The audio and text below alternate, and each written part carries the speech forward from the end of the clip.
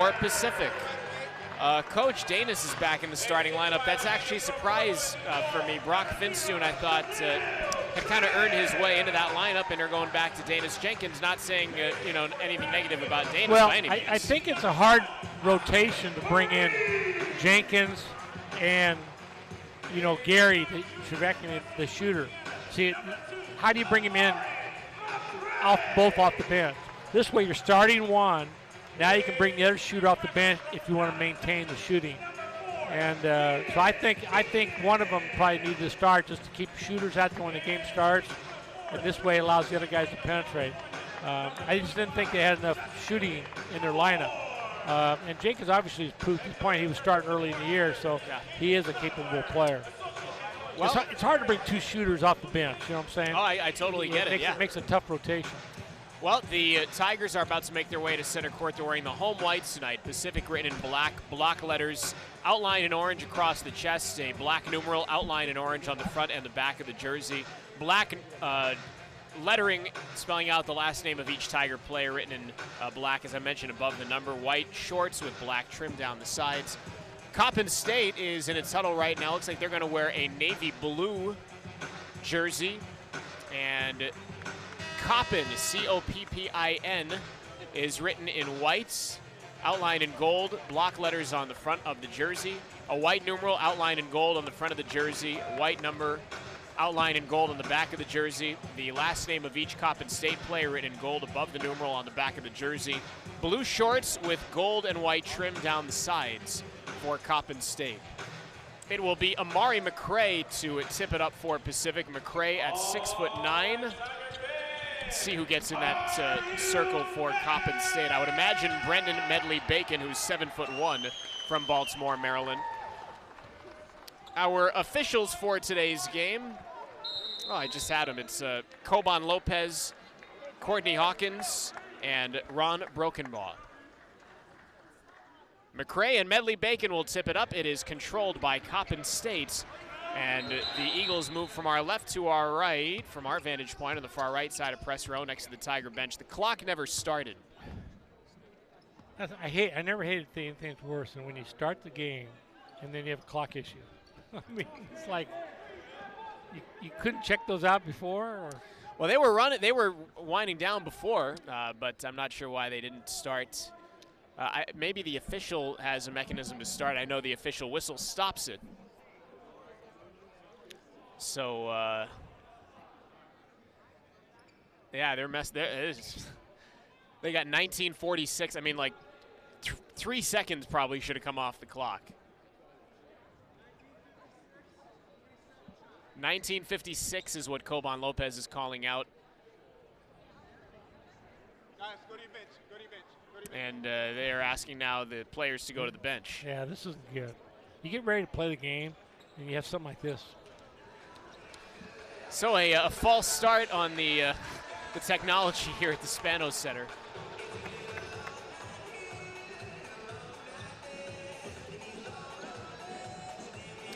So they want 3 seconds to come off the clock. I'm reading Coban Lopez's lips. They want 27 seconds on the shot clock and 19:57 on the game clock.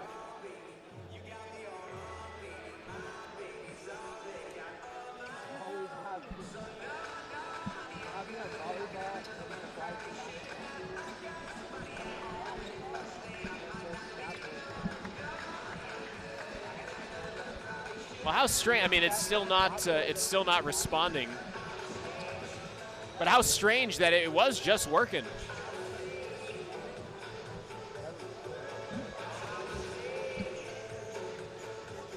All right, there we go. There's 19:57 on the game clock.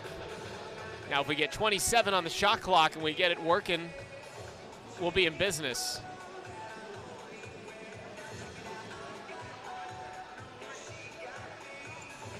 There's 27 on the shot clock. Now, hopefully. I don't know why they said 27. Maybe yeah. The shot clock starts later than the game clock. Yeah, the game clock is 4 seconds in. The shot clock is 3 seconds in, but I don't know. I don't think it'll make a difference. All right, well, now they're working. That's good to see. As dribbling to his right is Clayton. Clayton gives it up top to Medley Bacon. He dribbles inside the left wing, gives it in the corner, and then gets it back. Medley Bacon, a handoff to Kobe Thomas, who's going to launch a three, and that clangs off the back iron. And the rebound taken by Justin Moore. Tigers moving from our right to our left, and Moore, an ill-advised pass that's easily picked off by Thomas, who takes it toward the backboard. He puts it up, no, but he will get fouled, and he's going to get to the line. And the foul is going to be on Austin Vereen, and just an ill-advised pass there by Justin Moore. Well, you got to see the court. You got to see the whole key is seeing the defense. You know, you should know where your players are, but you just can't stare at your players. You got to see the defense and spacing, because he lobbed the ball. Anytime you lob the ball, the guy's got to be wide open, because players can take advantage of that. Kobe Thomas, a junior from Philadelphia, misses his first free throw. He's now 6 of 13 for the season. That didn't look very good, that one.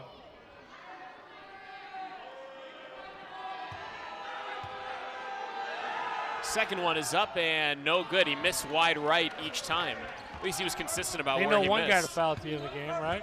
So now the Tigers again moving from our right to our left. We'll see if they get to an actual possession here rather than just a turnover. Is Moore on the right wing. Moore being guarded by Clayton, slips a bounce pass down low to McCray. Amari baseline right, kicks it out to Vereen on the left wing, a wide open three. It's off the mark. McCray going up for the rebound, and he was fouled from behind. Amari did a great job establishing position, and then he was fouled from behind by Brendan Medley Bacon. Well, first of all, it made a great pass the opposite wing. Vereen had a wide open shot. Then he got inside the guy, you know, the defender, and did a great job rebounding that ball. So from baseline right, it will be Justin Moore to inbound, and Moore inbounds to Vereen, who dribbles one time, then gives a bounce to Moore. Near midcourt, Justin off a screen, dribbles to his right, gets near the left wing now. 10 to shoot, Moore is on the left wing, pounding the dribble, gives it cross away to Vereen, now on the right wing to Tripp. Skip pass to Moore, left wing, 5 to shoot, he's going to shoot, and he swishes it through. Yeah, he should have been taking, when the 7-1 guy was guarding him, he should have took him to the basket. 3-0 Pacific, and with 18:45 on the game clock, an offensive foul is going to be called on Kobe Thomas. It was away from the ball, an illegal screen. Well, when you're dribble rubbing nowadays, and if you float into the defense, they're going to call foul every time. You got to stop, you know. And he just kind of dribbled rub and kept on going and bumped into the defense. Used to be able to do that about 5-6 years ago. Yeah, you taught your guys how to do it so well. I remember your dribble rub actions were very prevalent in your offenses. McCray baseline right, double team goes up with the left hand. What a great fake baseline. No, I love post guys that fake one way and come back the other way and score. Mari McCray, the southpaw, with nice touch on that made basket. It's 5-0 Pacific. Tigers got off to a slow start versus UC Riverside, looking for a different start here, out to a 5-0 advantage as Medley Bacon near the top of the circle, holding over his head, dumps it off to his left to Andrew Robinson. Robinson's going to take a three, and it's not going to count. It's going to be an offensive foul called on Medley Bacon. That's going to be an illegal screen, and the shot didn't go in anyways. I didn't see that, so. Looks like I could see a replay on that. Meaning you didn't see it happen, or you disagree with the call? No, I don't know. Oh, yeah. Yeah, I didn't see it, but. Stoudemire doesn't make a great window in front of you. He's trying to watch the TV when they're down this end. As Moore stepped on the sideline, on the far sideline, as he received a pass. And it's going to be another turnover. Tigers, a couple of unforced errors. It's that short foot in the corner. You got to have a short foot. You got to practice that at least 3-4 days a week, because you get in that corner, you do normal things, you're going to step out of bounds. 17:45 and counting to go in the first half. They sling it this corner to McKnight for a three, and that's good. Kamar McKnight, only 24% from beyond the arc, but he sinks his first shot of the night. And Coppin State is on the board. It's 5-3 Pacific. Moore gives it up top to Vereen. Vereen with a shot fake, looking to his right, now dribbles backpedaling toward the Pacific logo at center court. Vereen cuts the dribble to his right. He's on the right wing, drives it into about 15 feet, takes a contested shot that was an air ball. I'm not sure if it was partially blocked, but either way, Coppin State has the ball. And from our left to our right into the front court, Clayton drives. Clayton is going to get deep on the baseline, give it out on the left wing, and now to Medley Bacon. Medley Bacon dribbles to inside the left wing, hands it off to DeJuan Clayton. His three is no good, and a rebound taken by Pacific. Clayton is now 4 of 16 on the season from distance. Tripp kicks it to Jenkins on the left wing. Dana splits the defense, gives a bounce pass down low to McCray, who elevates with a two-hand jam. The big guy came up the lane. I never want my big guys to come up the lane because it creates too much space inside. I want you to bluff like you're going to come up and stay back. Make him make that shot. That shot's 100% shot he made. It was great penetration by Jenkins. He also had great vision and great touch on the bounce pass. You talk about it all the time. I mean, you want to leave it for your big man appropriately, and that time Jenkins did. Either off the bounce or off the low, I think, are the two ways you can throw it to big guys. On the right wing, it is Clayton, dribbles off a screen to his left. He cuts to the bucket, puts it up, no, but he'll draw contact. That should be Amari McCray. You can't foul there. Just get over there and bluff at him and make him make that shot. He's too valuable to be out on the court. It is on McCray, by the way. Nice, so look at that great bounce pass by Jenkins if you were watching on the replay. Yeah, it doesn't get better now when you penetrate, you're under control, because if it's not open, the guy doesn't come up, he can take the jump shot. DeJuan Clayton's first free throw is no good.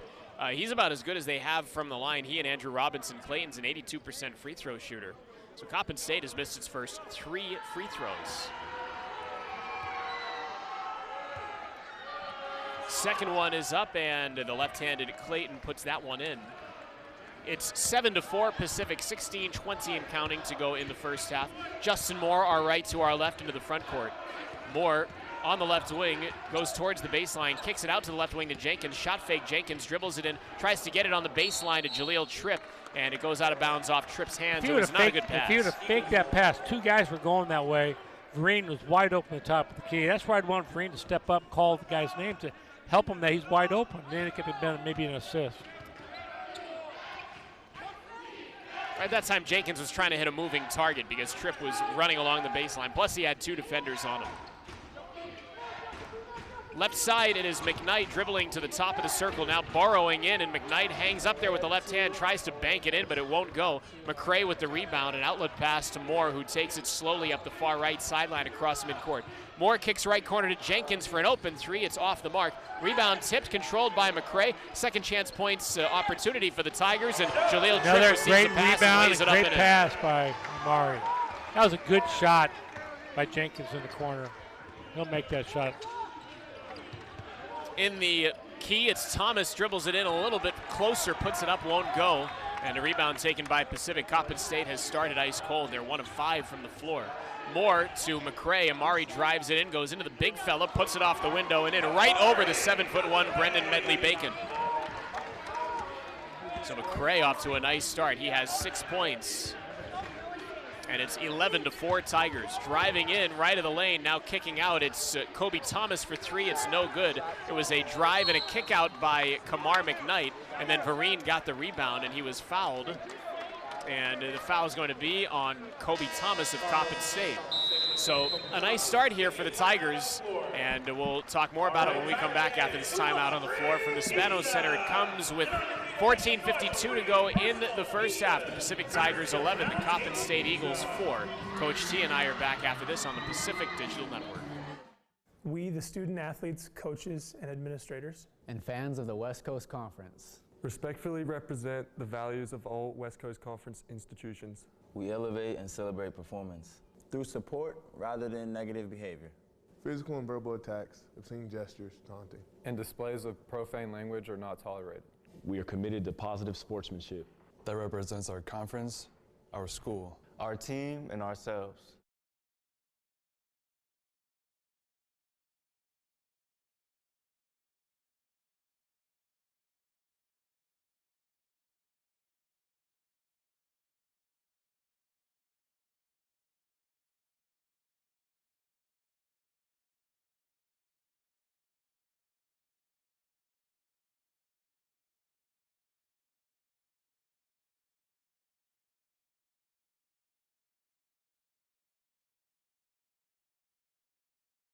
We would love to count on your support this season. Buy your tickets today at PacificTigers.com or by calling the ticket office 209-946-2474.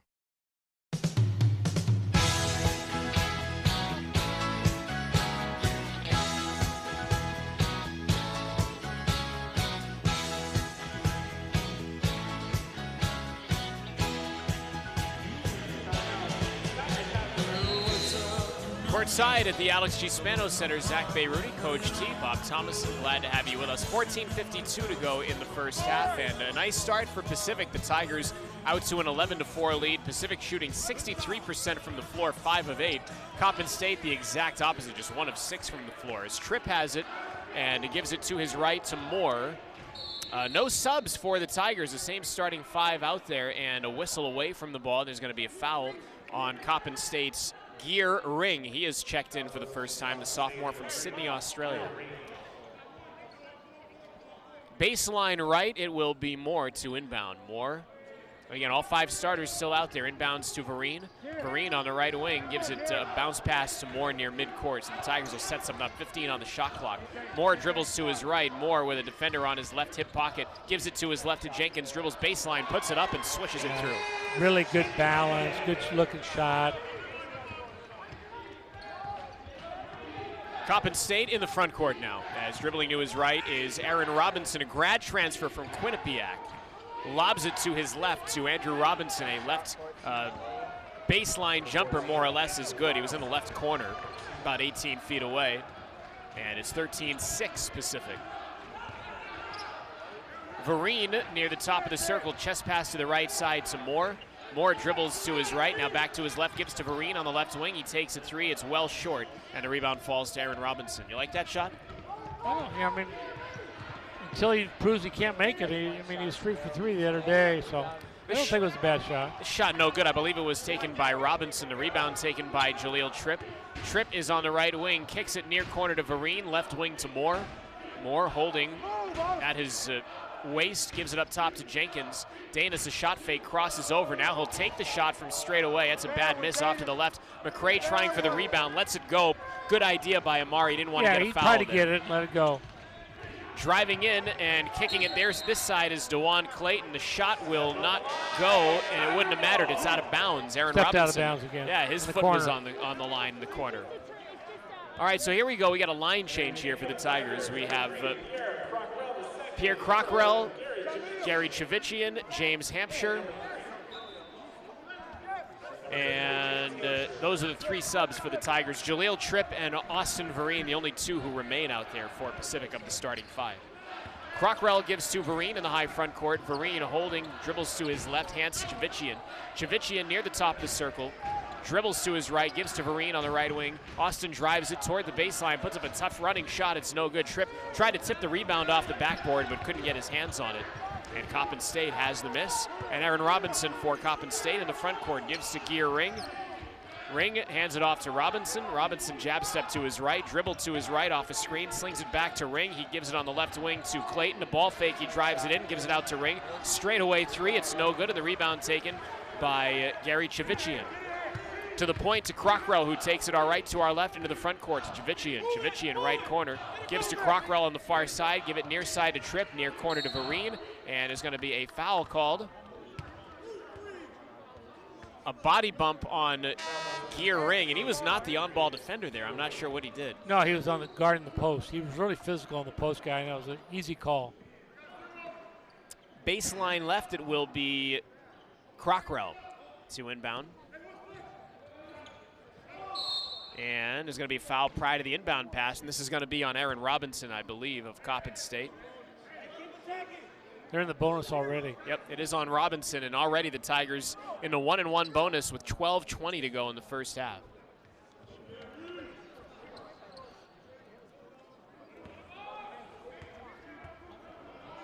Yeah, Vereen's last shot on the baseline I don't think was a good shot.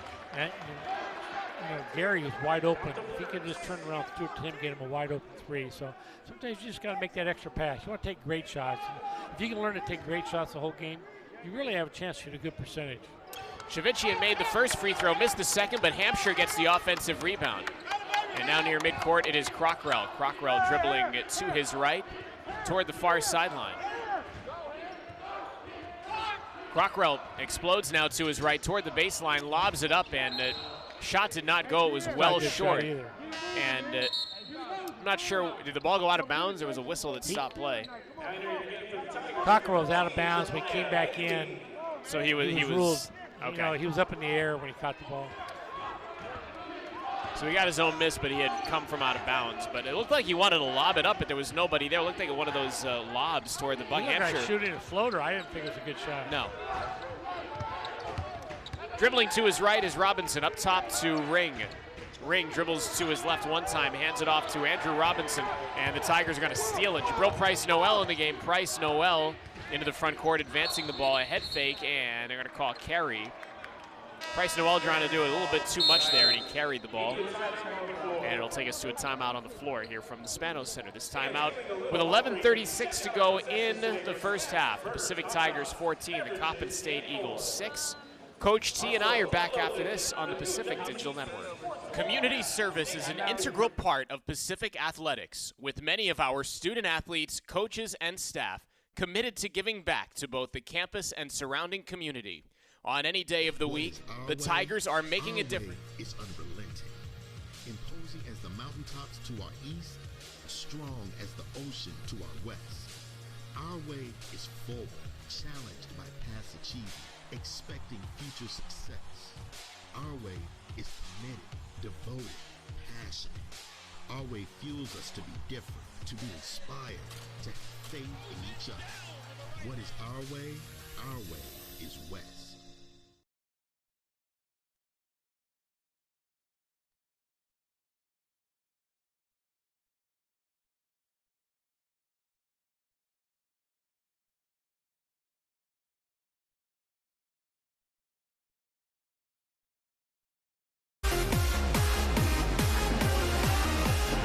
.36 to go in the first half. Zach Bayruti, Bob Thomason, glad to have you along. Pacific 14, Coppin State 6. The Tigers shooting 46% from the floor. Coppin State 2 of 9, shooting 22%. Coach, I'm having a hard time getting a feel for what Coppin State's trying to do offensively. And I talked with J.D. Luster about this before the game. He said they're basically just run and gun, and I can't get a feel of what their plan is on offense. Well, they're using the post guy to kind of set some dribble rubs and pass the ball. The other four guys are moving, spacing, trying to get in penetration and shooting some threes. So I don't consider that run and gun. You know, they really haven't played that fast yet, but we'll see as this goes down. They have to take better shots than they're taking right now. On the right side, it is DeJuan Clayton driving to his left. He bowled over Pierre Crockrell, and they're going to call a blocking foul on Crockrell. Crockrell fell backwards, and what they're saying is he did not have position to take the charge. Technically, how do you ever have position guarding a guy? But if you're beating the guy to the spot, and he ran over you, to me that's a charge. There's no way you can always tell the guy's defense is moving. They have to move. Nigel Marshall on the floor for Coppin State for the first time. He triggers it in, and they get it up top to Gear Ring. He'll take a three, and it's no good. Ring is now 0 of 6 this season from distance. The rebound taken by Pacific. Crockrell on the left wing, splits the defense, lobs it up for Hampshire, and the pass was off the mark, but they're going to call an offensive foul anyways on Crockrell because he ran into Gear Ring. So he's got a little wildness. Yeah, Pierre plays at times maybe a little recklessly. Was that the right word? I mean, he'll make some control. I mean, you don't want to be a guard that comes off the bench and plays reckless all the time. He's already had 2 turnovers and a poor shot. He makes some dangerous passes at times, and at times he'll do that. At times he'll be very flashy, and it'll look really great as Price-Noel falls to the floor. And Jeremiah Bailey, who has just checked in, they whistle for a foul. I want to say away from the ball because it was Price-Noel that fell to the floor.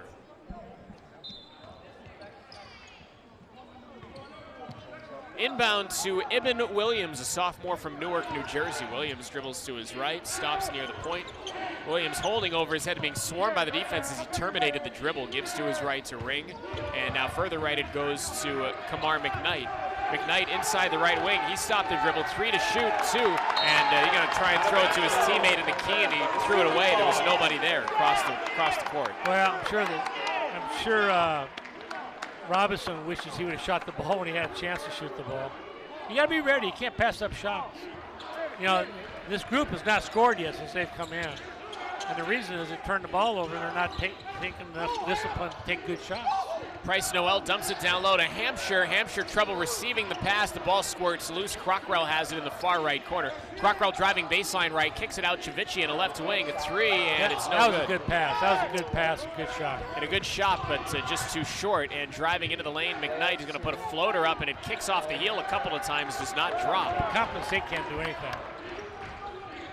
Distance pass to Chavichian, driving baseline left. He'll take a jumper. It's no good, and the rebound is going to be loose and controlled by Kamar McKnight. McKnight looking to push the pace, but he'll give it up to Williams. Up top to Marshall, and on the left it goes to Robinson. He tries a running floater. It's no good. The ball is loose, and on the far sideline, Crockrell taps it to Price Noel. Price Noel drives through the key, gives in the lane to Crockrell, gives a bounce pass out to Chavichian. Chavichian on the far sideline will give it to Crockrell. And we can catch our breath here for a moment. These 5 guys are about ready to come out of the game the way they're playing. Bailey shot fake, and he traveled trying to shot fake a 3. And they're not even playing good basketball. That's the problem. Sometimes you get caught playing all 5 guys, you know what I mean?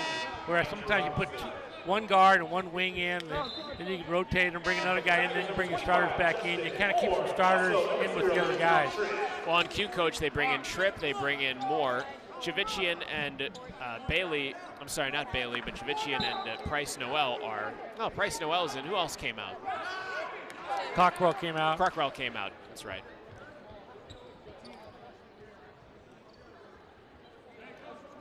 .9:30 to go in the first half. It's 14-6. It's been a little while since anybody's scored. 2 minutes and 52 seconds. Well, you're lucky you're playing a team that can't score. Yeah. Or you'd be down. DeJuan Clayton up top. Clayton, couple of dribbles, kicks into the far corner to Robinson, driving baseline, kicks it back out to Clayton. Now up top to Kobe Thomas. He drives it in, is rejected by James Hampshire. Tried to go over 7'1", and Hampshire says, I don't think so. And Amari McRae will check in and give Hampshire a nice body bump for that rejection as Amari gets back in the game. And they really like what James Hampshire has been bringing to the table. We heard Stoudemire on the post game on Sunday talk about Hampshire. Now his shot is an air ball by Andrew Robinson. He tried to shoot over his defender. Jahlil, you're on the way. Coppin State is 2 of 13 from the floor. Sorry, 2 of 14 with that miss.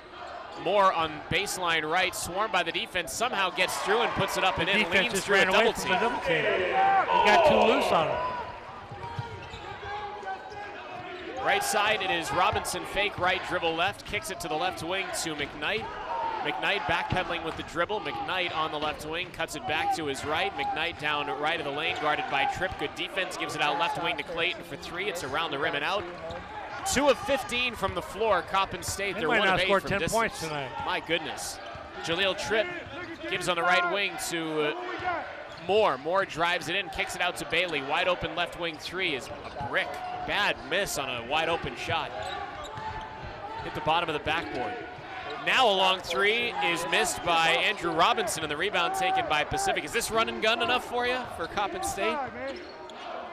Not a lot of ammo in the gun, but they're putting up shots like. But if they can't make them, why take them? I mean, you got to take shots you can make. Moore dribbling toward the right side is going to give it up at the point to Bailey. Back to Moore on the right wing, trying to get a bounce pass to McRae. It's knocked away out of bounds on the baseline by Kobe Thomas. So there will be 7 seconds on the shot clock when the Tigers enter. I could have put that offense in yesterday, right? The Coppin State offense? Yeah, I put that in yesterday. Take us to a timeout on the floor from the Spanos Center. It comes with 7:41 to go in the first half. It's Pacific 16, Coppin State 6. Coach T and I are back after this on the Pacific Digital Network. This is Matt Higgins, head coach of the Pacific Tigers. Become part of our team today and support your women's basketball program by joining an elite group of friends, family, and supporters who are part of our inner circle, known as the Center Court Club. This is your opportunity to join our team and get insider access that will support the program to compete against and beat the best in the country. Join Center Court Club today and become part of the Tiger family by calling 209-946-2591 or check the website.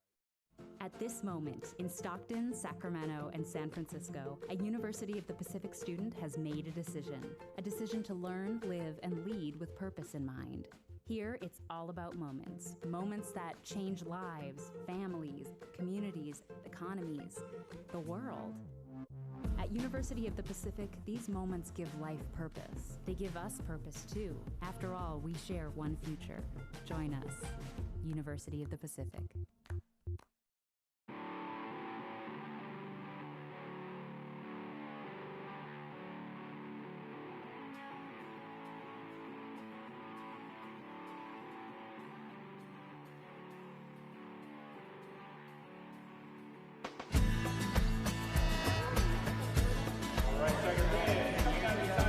Seven seconds on the shot clock as the Tigers will trigger in, coming out of the media timeout. From baseline right, Justin Moore will inbound.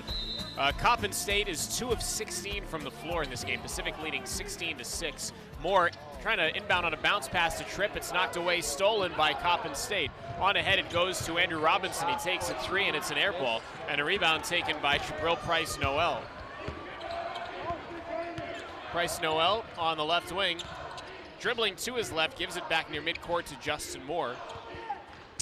Moore dribbles to his right, bounce pass down low to McCray, and he couldn't handle it. It was a nice pass, and Amari would have had an easy dunk if he just hauled it in. Yeah, the Tigers have been pretty sloppy turning the ball over, and the point guard play has not been very good as far as turnovers today, so they got to clean that up. And on cue, Coach, you hear Stoudemire saying, too many turnovers, man. And see, right now, Tigers have turned the ball over 8 times. They turned the ball over 6 times all game versus Riverside as a shot is missed by Brendan Medley-Bacon. Coppin State might never make another shot ever again.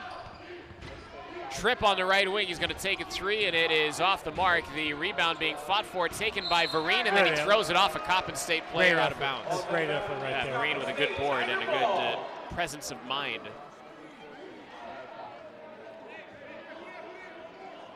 I mean, UOP's offense has been pretty poor. Yeah. I mean, 16 points. Yeah, Tigers should be up, you feel like, by 20 at this point. They're not taking great shots, and they're not taking care of the ball very well. This game could be a 20-point game already. Moore, McCray, Tripp, Jenkins, and Vereen out there. It's the starting 5 out there for the Tigers. That was a pretty good unit. Moore inbounds to Vereen.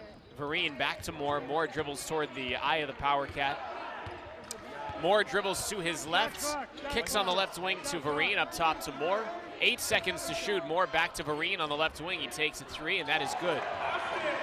Amazing how Coppin gets sucked in so far. They, with one pass, they give him a wide open shot. 19-6 Pacific, as near midcourt it is Robinson. Robinson giving to his left to Medley-Bacon. Medley-Bacon is back to the hoops, going to shovel it off, a handoff to Kamar McKnight. McKnight at the top of the circle, gives it back to Medley-Bacon. He's standing on the right wing. He's going to hand it off to Thomas.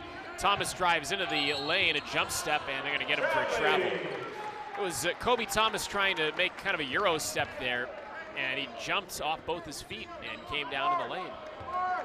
19-6 I wouldn't want to coach Pacific. teams anymore that can't shoot the ball. You know, it's just too hard. It's too hard to score baskets. This team does not look like a good shooting team. All right, now, I mean, easy to say, they're 2 of 18 from the floor as McCray is double team, going to pass it out to Vereen on the left wing, and then baseline left Tripp. Jahlil draws the double team, tries to dribble around it. 10 to shoot, kicks it out to Vereen on the right wing. Vereen shot fake, gives to Moore, left corner. He'll take a 3, and that's off the mark. The rebound taken by McCray. Good board, gives it down low to Vereen, and he's all by himself for an easy layup. What a great pass. Tigers have been crashing the boards well. Yeah, Mari's playing very well. Our left to our right, McKnight into the front court, gives to DeJuan Clayton. 21-6 Pacific. Dribbling to his left is Kobe Thomas. And it's going to be a steal for the Tigers. Jahlil Tripp, and on ahead to Moore, and he's going to finger roll it up and in over the 10. And Juan Dixon wants a timeout. It's a 30-second timeout. Good active hands on defense. Coppin's really having a hard time. One thing Coppin does, they put a lot of miles on their schedule. I saw they go back home next game, and then they're playing that Montana pretty soon. Yeah, we're going to look ahead. They have the most miles in the country. Look ahead. They have been at Virginia Tech. They won at Loyola Chicago, which was the impressive win for them. They're 1-4. That was their only win. They've been Northern Illinois, at Northern Kentucky, here to Pacific, home for Cornell, and then at James Madison, at Montana, at East Carolina, at Davidson. I mean, at UMBC, at Miami, at Mount St. Mary's, at Fordham. Well, they're making money for these games, and they don't make any money when they play at home, so they're just trying to build their, budget so they can go do places. That's a tough assignment. And hopefully they get in the league and jail and maybe put together. They've really struggled the last 10 years as a program. It's a tough assignment for Juan Dixon again in his third season as the head coach. Juan Dixon, an NCAA champion. He was part of Gary Williams' 2002 Maryland team that took home the national title. 17th overall pick in the drafts, Juan Dixon. McKnight on the right wing, driving it right of the lane, is going to be stripped by Jenkins, but they're going to call a foul. Is it going to be on Jenkins? Coban Lopez. I can't believe they're saying no shot. Coban Lopez is like doing the Macarena there. He was a million gestures. I mean, if he reached in and got him, that's who it was. I don't know what he was trying to signal there. Jenkins just tried to strip it, and it was not a clean strip. Yeah, that's why he's upset, because it should be 2 shots. That's not a good call. Yeah, Juan Dixon wants the continuation there. It's not a good call. Baseline right, it will be DeJuan Clayton to inbound on a bounce pass, knocked away, stolen by Pacific, and they're going to call foul here on Pacific. He was wide open underneath the basket, and it took too long for the guy to get the ball to him. They got deflected. They're going to call Amari McCray for a foul here. It was knocked away. That should have been a foul on him. On Amari? That should have been on Amari. You sure it's on Amari? That's what he said. White too. I'm shocked. Looked like it was knocked away. If anything, it was a loose ball foul. By the way, Brock Finstoon's in the game here for the Tigers for the first time. So Brendan Medley-Bacon is 3 of 6 from the line this season. Free throws up and no good. And a rebound taken by Jahlil Tripp. Should have got front that end sub 1 in and 1. before. They were late getting the sub to the bench. They could have got in before he shot the shot. Hampshire, you mean, for McCray. Yeah, what if Amari picks up his 3rd foul now? Right wing, it's Vereen. He'll take an open 3. It's off the mark, and the rebound taken by Aaron Robinson. Our left to our right, Robinson. Robinson fumbled away out of bounds on the near side. Looked like he traveled. Looked like he lost the dribble, then picked it up. They say if you fumble the ball, like, you can go get it and pass it. You can't dribble it. But it looks so funny, I think that's a makeup call for the one he didn't give him 2 shots. There have been some elements of this game that have been ugly as sin. 4:36 to go in the first half. It's 23-6 Pacific. Finstoon dribbles to his left at a slight crouch, tries to spin it back, then goes back to his left. Finstoon stops on the left wing, up near midcourt to Jahlil Tripp. Too much dribbling right now. And Stoudemire shrugging. He knows exactly what you're thinking, Coach. They get it to Finstoon, left corner for 3. It's no good. Rebound taken by Vereen. Tigers continue to crash the boards. Now Moore's going to try a 3 right wing. That's no good. Long rebound out to Jahlil Tripp. Stoudemire wants him to reset, bring it back out, and run something. Moore on the near side. Looking back towards Stoudemire, Moore is being guarded at a distance by Robinson. 9 to shoot, 8. Moore dribbles to his left, slings it out right wing to Vereen, and Austin lost a handle on it. Out in the front court, DeJuan Clayton trying to take on 2 defenders, and a whistle before the shot. They're going to call him for a travel. They call Euro step in the NBA. And Juan Dixon is not happy with these officials right now, and he is. Juan Dixon's fired up because his team has 6 points at the under 4 media timeout. Not much has been going right, but also a couple of tough calls on his ball club. This timeout comes with 3:52 to go in the first half. It's the Pacific Tigers 23, the Coppin State Eagles 6, and we're back after this on the Pacific Digital Network. Unmatched passion, incredible power. This trophy is not given, it must be earned. The National Collegiate Men's Water Polo Championship. December 7th and 8th at Chris Keltson Pool Complex in Stockton, California. Right on the front doorstep, punches it in. Season opening and lets it fly. Visit ncaa.com/tickets and get your tickets today. Community service is an integral part of Pacific Athletics, with many of our student athletes, coaches, and staff committed to giving back to both the campus and surrounding community. On any day of the week, the Tigers are making a difference in the lives of others and broadening Pacific's role as a community partner in Stockton and the region. Last year, the Pacific Tigers engaged in 2,000 hours of community service. If you'd like to make Pacific Athletics part of your community event, go to PacificTigers.com, click on the Community tab, and submit your request. Let us be a part of your uproar.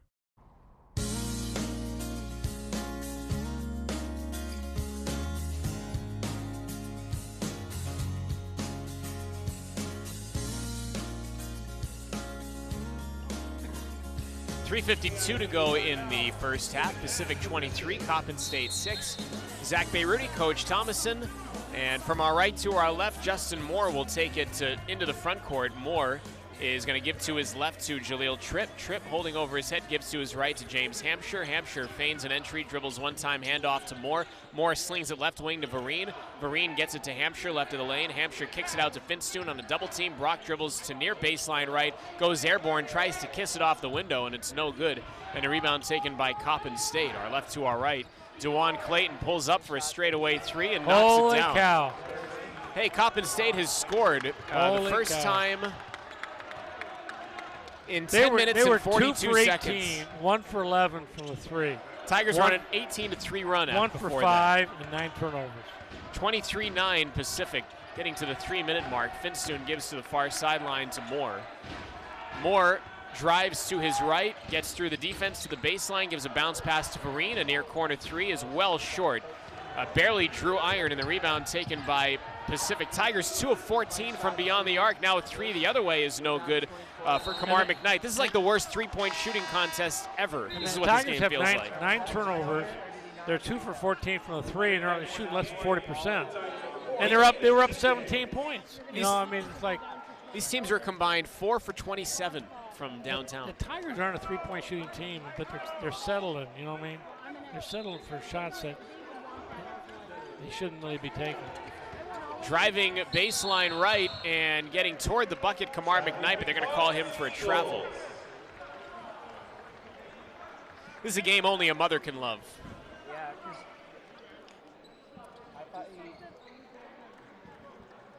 I'm not for sure the mothers of the Coppin State might love it. Oh.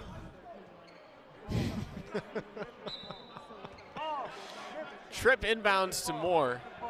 Also on the floor for the Tigers, Finstoon, Jenkins, and Hampshire. The Tigers have a 23-9 lead. It just feels like it should be a lot bigger than it is, as up top it is Jahlil Tripp. And Tripp's going to dribble to his right, hand it off to Moore. Moore driving in. Moore gives a nice bounce pass to Hampshire, who dunks it home. They can penetrate all day because those guys come up the line. They come up the line. They're just going to open up just all layups day. and dunks. But those are the shots they should be taking more than the three-point shot. They have a couple good three-point shooters, and they should be taking threes, but the rest of the guys they're taking them too early. 25-9, Pacific by 16. 2:15 and counting to go in the first half. Up top, it is Brendan Medley-Bacon. Medley-Bacon's going to hand it off to Robinson. Robinson guarded by Jahlil Tripp. Robinson will dribble through the legs, now to his left. Kicks it left corner to DeJuan Clayton. Clayton on the left wing, driving to the baseline left, going to sling it back out to Robinson. Three to shoot. Now in the corner, it is Clayton. One, he falls away, tries a three. It's an air ball and a shot clock violation. So good defense there by the Tigers. And Coppin State with a turnover, 1:49 to go in the first half.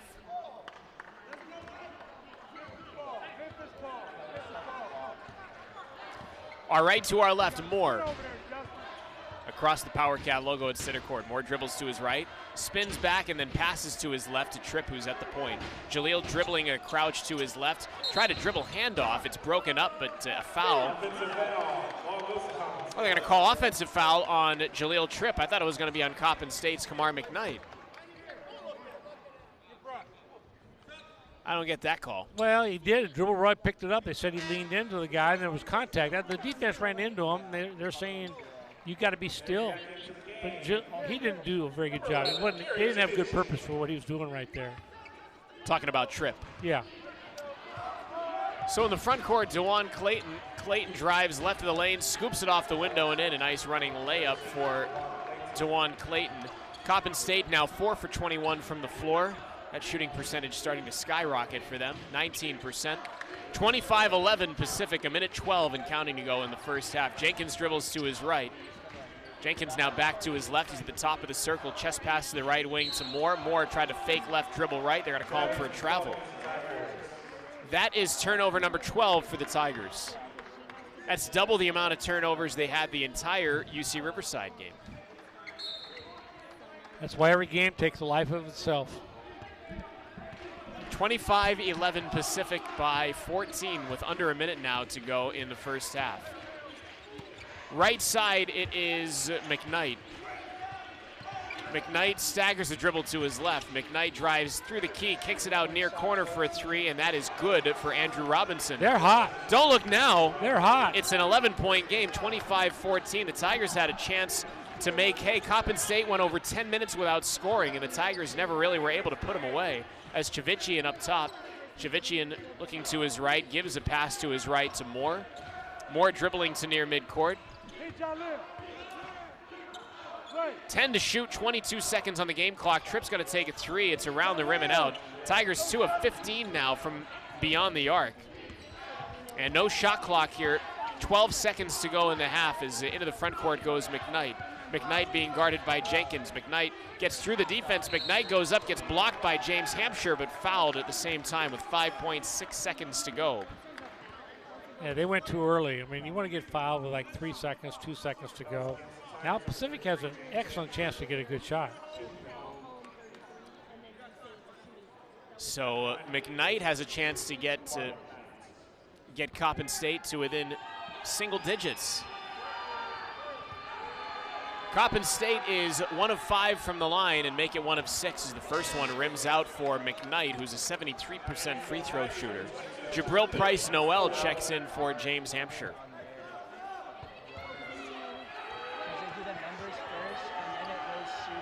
Second one is up and good. It hit off the front of the rim and bounded in. Gear Ring is going to check in for Coppin State. Brendan Medley-Bacon will check out. Tripp will inbound to Moore. 5.6 seconds to go. Moore races into the front court. Moore is going to try and drive it in, kick it out to Tripp. 1 to shoot. Tripp, an awkward-looking shot.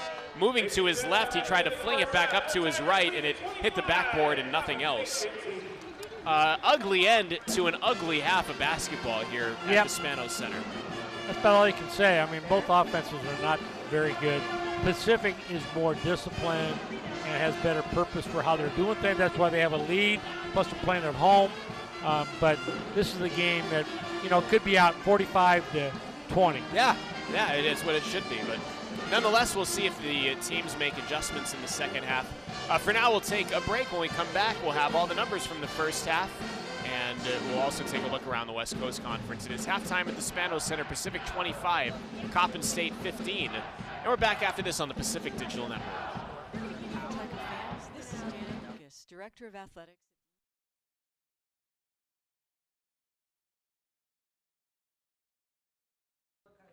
When you attend the Jose Hernandez Reach for the Stars Academy, you can count on a pretty special guest speaker during the 4 weeks of classes and activities, and that's former astronaut Jose Hernandez. Perseverance is you never, ever, ever, ever give up on yourself. Never give up. As a boy watching astronauts reach the moon, Jose told his parents that's what he wanted to do. As an adult, he began the academy for kids with the same passion for learning. In my case, I just needed a medium from which to sort of grow, and we're providing that medium for these kids because at my age, when I was a kid, we lacked it, and so you sort of had to do it on your own and had to be very self-initiated. The activities, like putting a marble through a roller coaster of insulation and tape, are meant to be fun. Some of you have disconnected roller coasters, which is great. But there's a lot of learning going on here as well. For this section, we're learning physics. For physics, it's stuff like acceleration, and you have to have the right momentum. Our curriculum is a college curriculum, so they cover physics, logic, pre-engineering, algebraic structures, aeronautics.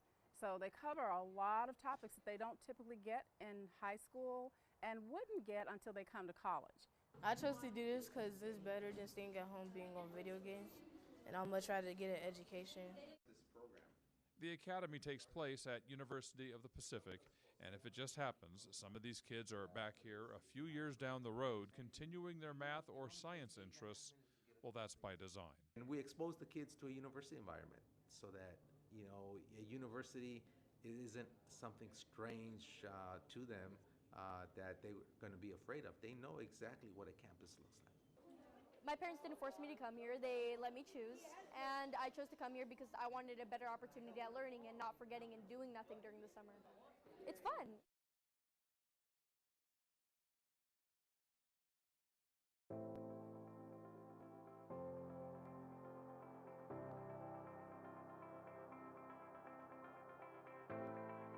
Chose UOP because of the small classroom sizes. I love the idea of the professors, the old slogan, they know who you are, they know your name, and it's more of a friendly, more relaxed atmosphere. I've loved all the different people that I've been able to meet, people from different backgrounds, from different areas, different countries. Definitely come from all over, and that's even going to influence where you go to eat on a Friday night or whatever. So all the different food choices, and then Stockton provides a lot of opportunities for you to go and try new things.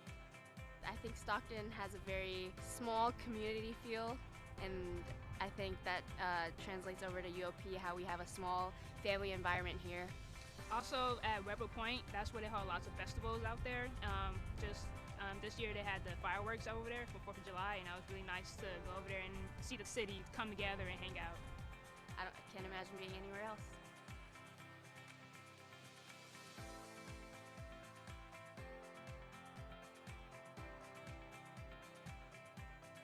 I think Stockton has a really bright future because of its people, because of the people that care. Something I learned about Stockton is that there are a lot of hidden gems around the city, and you really have to get out there and just put yourself out there and just explore a little with your friends. Especially going to UOP, every single year you kind of get more and more of a sense of the city that you live in. It's kind of excessively friendly with the people that I've actually stopped to talk to and have interactions with. It's really friendly, and there are a lot of people just kind of hidden amongst the ranks that really want to make the city a better place, which I think is actually pretty unique.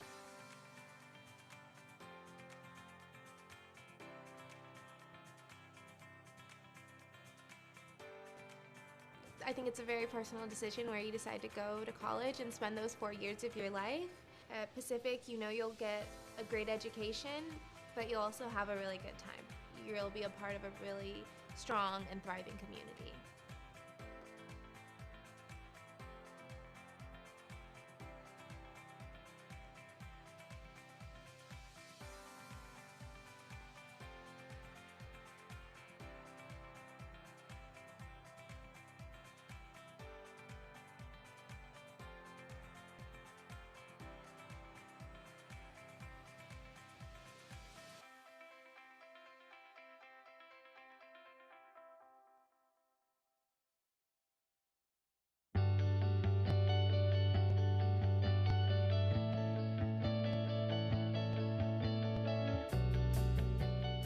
Communication skills are key, not only because I'm a communication major, but even our students who are not communication majors, they learn a lot. If you had an interest in politics or maybe being some type of sports manager or something along those lines, communication can lead you to do those types of things. The professors here in the communication department really inspired me. I love this communication major. I was so glad that I picked it. I'm on the speech and debate team, and I'm a communication major. Being on the speech and debate team also gave me a lot of opportunities outside of just scholarship opportunity, but traveling and networking. We did really well this semester. We won almost every single tournament we went to. A lot of what I do here at Pacific is help with the radio department. I help broadcast some of the games as well as host my own show. Just get to be a part of something that I've never thought I would do. The class I'm taking right now, writing for media, we've done some script writing. It's been a pretty interesting process, actually one of my favorites. I just did a social media project for one of my classes, so I learned how to use each of the platforms and what type of language I'm supposed to use on all of them. I joined the speech and debate team and found out this whole world of communication that was everything I'd enjoyed. Research, looking up concepts, understanding people, and I was like, this is perfect. Everything we do is communication. from nonverbal communication to intended messages to the things we wear. Communication is the essence of everything.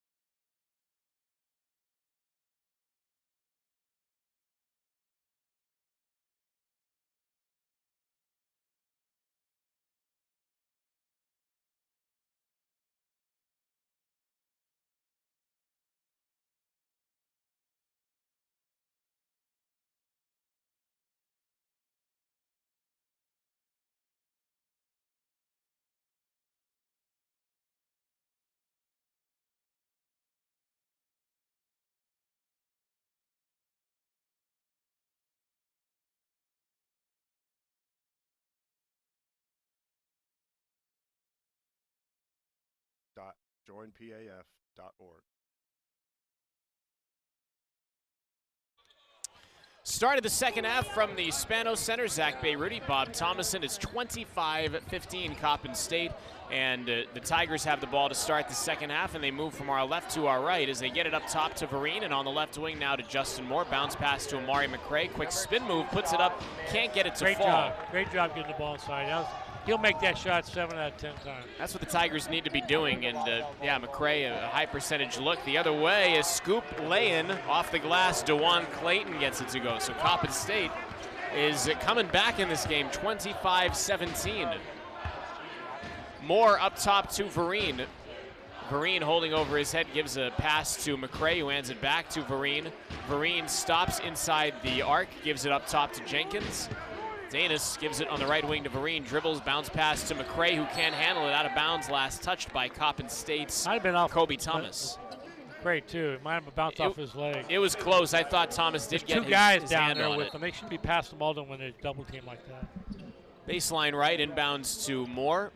Now to Tripp. Jahlil driving in from the right wing, puts up a tough shot off the glass and in, running that was a tough across shot. the lane to if his I, left. If I was Coppin, I wouldn't worry about that shot. Just keep on playing defense like that. Tiger lead is back to 10, 27-17. Clayton fumbling the dribble a bit, gives it to his right to McKnight. McKnight driving baseline right, gives to Brendan Medley-Bacon, who puts it up and in with his right hand. That's their first 2 points in the paint, and actually their first 4 points in the paint, the first 2 buckets of this half. Jenkins near midcourt. Jenkins to his right to Moore. Moore on the right wing. Moore bounce pass to McCray. McCray looking to back his way in perhaps. Has yet to start a dribble, he won't. He gives it out to Jenkins. Jenkins tried to drive through the defense, lost a handle. Tripp picks it up, puts it up, no. Oh, Rebound great. by McCray, who What puts a it up great and in, play. and he's going to the line. He was up so quick for that ball. Good, strong play and getting back to the basket. See, those are plays where if the other team gets the ball and goes down there and scores, you know, and now you make a play, that separates scores. Yeah, and possibly a three-point play. We'll see if Amari can make it a three-point play. He has 8 points now, 7 rebounds. Free throw is up and no good. Fouls on Andrew Robinson of Coppin State. So McCray cannot make it a three-point play. 29-19 Pacific, driving baseline right and throwing the ball Where was he going? up to nowhere was Kobe Thomas. The ball hits off the rim, caroms out, the Tigers have it. Right corner, Vereen dribbles in, takes a 15-foot pull-up from baseline right. That's no good. McCray couldn't quite get the rebound. And the rebound is actually taken by Kamar McKnight of Coppin State. McKnight cuts the dribble to his right. In the key, he's going to take a fadeaway J, and it's The last 2 shots have been horrible by Coppin. That was a good shot by Vereen last time. Good 12-footer on the baseline. Tripp on the right wing, bounce pass to McCray, lower right block, quick spin move, he's being denied, gives it out to Moore, up top to Jenkins, left wing Vereen, he'll take a 3, and that is short. And a rebound taken by Coppin State's DeJuan Clayton. Another missed 3 for the Tigers. Driving in is McKnight, he puts it up, no, the tip back no good, and then a whistle stops play, and it's a foul on the Tigers. It'll stay down on that end, and the foul's gonna be on Jahlil Tripp. Second on Jahlil Tripp. So 17-13 to go in the second half. Pacific 29, Coppin State 19. Kobe Thomas is at the line coming into this game, 6 of 12 from the line. Thomas in this game is 0 of 2. First one is up and no good. Make it 0 of 3. Coppin State is 2 of 8 from the line in this game.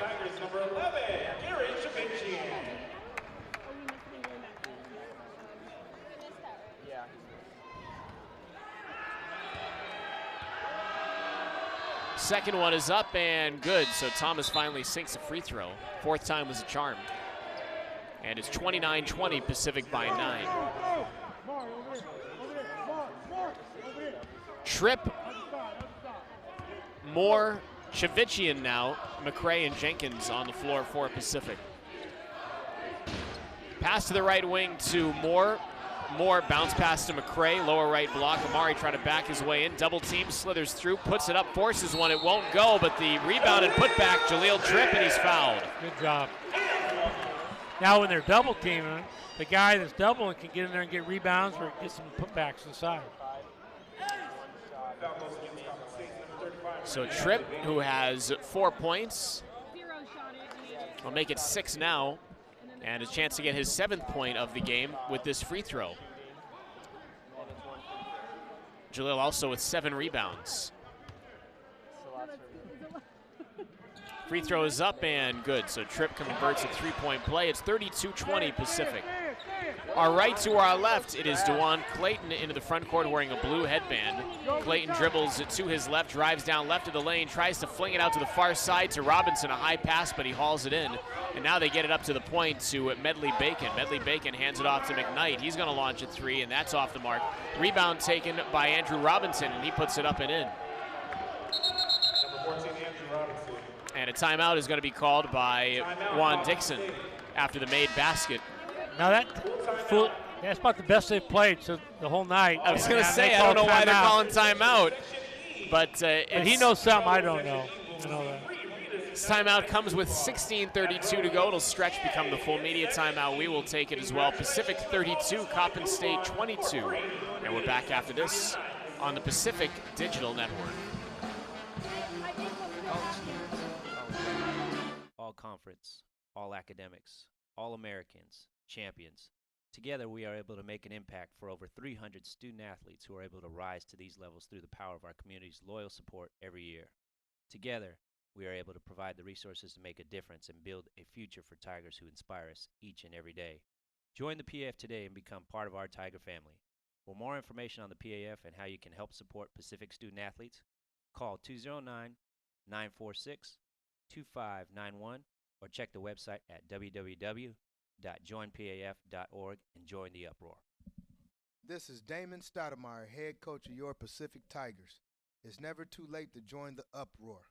Season and partial ticket plans are available by calling my friends in the ticket office at 209-946-2474 or by going online to pacifictigers.com.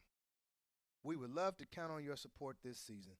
Buy your tickets today at pacifictigers.com or by calling the ticket office 209-946-2474. 16:32 to go in regulation. The Pacific Tigers 32, the Coppin State Eagles 22. I definitely did. Didn't get a chance to check on the out-of-town scoreboard in the WCC, but right now we are seeing Gonzaga has defeated Texas Arlington 72-66. Not exactly a drubbing, but hey, UTA is a good program. Yeah, they sure are. They know how to play. They were 24-point underdogs going into that game at the Kennel, and they made it close as the Tigers have it coming out of the bench timeout called by Coppin State. And Moore trying to get a bounce pass down low to McCray, went off the foot of a Coppin State defender, out of bounds with 16:12 to go in the second half. Baseline left, it will be Moore to inbound to McCray inside the left wing, hands it back to Justin. Moore gives it to his right to Tripp. Jahlil drives downhill, puts it high off the window. It will not fall, but he will get fouled and get to the line. And the foul is going to be on Coppin State's Aaron Robinson. You know, Jahlil wants to be one of the better players in the WCC. But he can't go a half, like last half, with 2 points, you know, like 1 rebound or 2. You know, you got to have impact on the game every half, every play, every defensive play. When he gets in rhythm, he does that, but he doesn't do it all the time. He missed the first free throw. So Jahlil's sitting on 7 points still.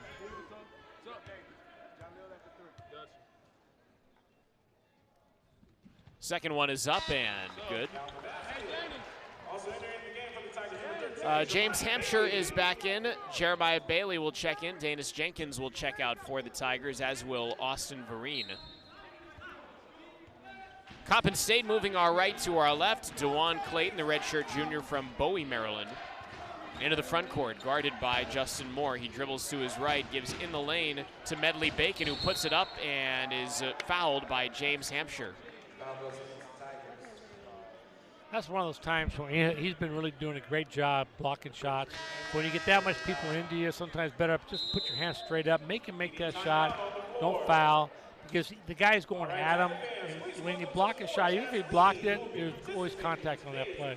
That'll take us to another timeout on the floor here from the Spanos Center. It comes with 15:56 to go in the second half. Pacific Tigers 33, Coppin State Eagles 22 on the Pacific Digital Network.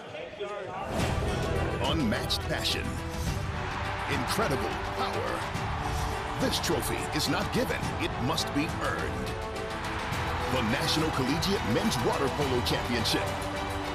December 7th and 8th at Chris Kelson Pool Complex in Stockton, California. Right on the front doorstep, punches it in. Sees an opening and lets it fly. Visit ncaa.com/tickets and get your tickets today. Community service is an integral part of Pacific athletics, with many of our student athletes, coaches, and staff committed to giving back to both the campus and surrounding community. On any day of the week, the Tigers are making a difference in the lives of others and broadening Pacific's role as a community partner in Stockton and the region. Last year, the Pacific Tigers engaged in 2,000 hours of community service. If you'd like to make Pacific Athletics part of your community event, go to PacificTigers.com, click on the Community tab, and submit your request. Let us be a part of your uproar.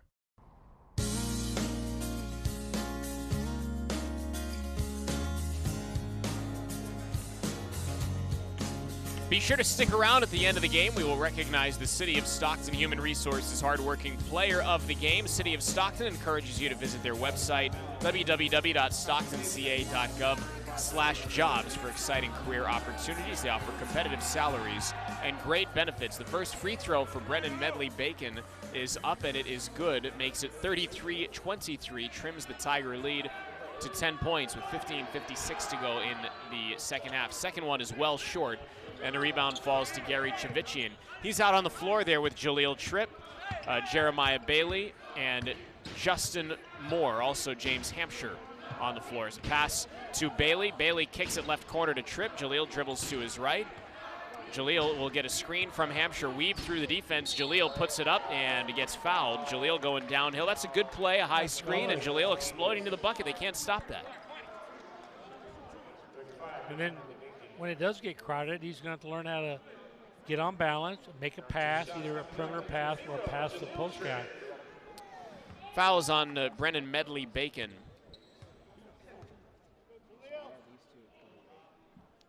Free throw is up and no good. It rimmed out, and Tripp can't believe it.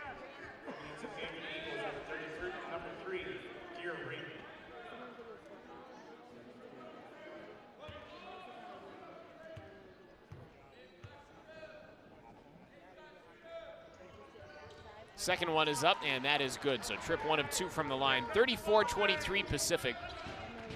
15:31 and counting to go in the second half. Staggering to his left is Andrew Robinson, and a no shot. Robinson fouled on the floor by Jeremiah Bailey.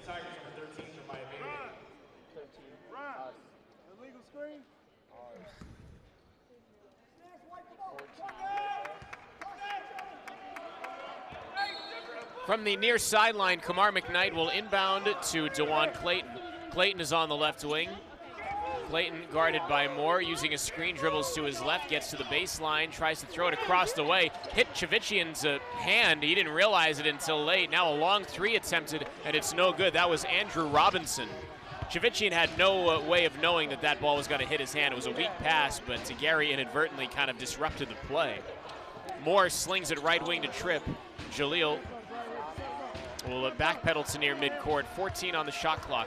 Tripp, using a Hampshire screen, gets to the baseline right, getting into the bottom of the bucket area. They're going to get it around the way to Chavicchian. It's no good. Offensive rebound, putback is good. Jahlil Tripp. Tripp was trying to get into that area right beneath the cylinder, and I thought he was going to go up with it, and then he kicked it out. And now the other end, a three is good. Well, Coppin's DeJuan trying to Clayton. pack it in, because they know the Tigers don't want to shoot outside, so they're trying to pack it in. And this is where I think when teams, especially get in the league, they start packing the 17-foot area, how the Tigers are going to score. Trying to get it to the near side. It was Justin Moore trying to pass it out to Chavicchian. It was a skip pass, and it was intercepted by Coppin State on the other end. Moore is going to get his foot on a ball that was intended for a player in the far side, and it's going to be a kickball out of bounds. It'll stay with Coppin State. 26 seconds on the shot clock. From the far sideline, McKnight will inbound, and the inbound to DeJuan Clayton. Clayton off a screen, dribbles to his right, cuts through the defense, puts it up with the left hand, is blocked by James Hampshire, who continues to be a great, strong presence down there for the Tigers. Bailey trying to receive a pass on the near wing. He does. It was almost taken away by Andrew Robinson, and he gives to Pierre Crockrell, who just a few moments ago checked in for Justin Moore. Back up top to Jahlil Tripp, 13 on the shot clock. Tripp gives to Javician on the left wing, and he is knocked down by Aaron Robinson. And the foul is going to be on Robinson, obviously. A body bump, put 20 seconds back on the shot clock, 13:50 to go in regulation. And the Tigers leading 36-26. Now, Coach Coppin State just kind of hanging around here, Yeah, I mean, they're playing a little better, but not much. The Tigers need to still land a haymaker as Hampshire dribble rub to Javician on the right wing. Javician staggers his way to the baseline. Double team, dumps it down low to Hampshire, who tried to guide it in and missed everything, but he got his own loose ball. Now they get it out to Javician, right wing. Gary staggers into the baseline right. Out right wing to Bailey, up top to Crockrell, drives it in, two to shoot, now one, and he feeds Hampshire for a two-hand dunk. What a great job. He should have made the first one, Hampshire. That was a great pass. Tigers did not panic with the shot clock winding down. James Hampshire's had another nice game, and now a travel. I think that's a Kamar foul. McKnight. See, he's going to call a two-shot foul. And they're going to have a little argument now. Juan Dixon is percolating like Mount Vesuvius off to our left. See, I knew he was going to change it. So no travel? Well, they called the foul first, they're saying. Okay, they called a foul first. So Coban Lopez is saying that he had called a foul prior to the travel being called by Ron Brokenbaugh. No, I don't think Ron called it. Oh, was it Courtney called it? Yeah, it was Courtney. Courtney Hawkins called it. I think Courtney called his whistle went first. Yeah, I heard Courtney's whistle first, and his was the travel.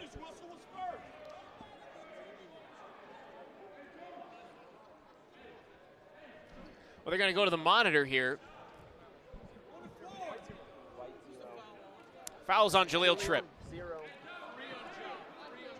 And that means 3 fouls on Jahlil Tripp, so that's kind of a big pivot right there.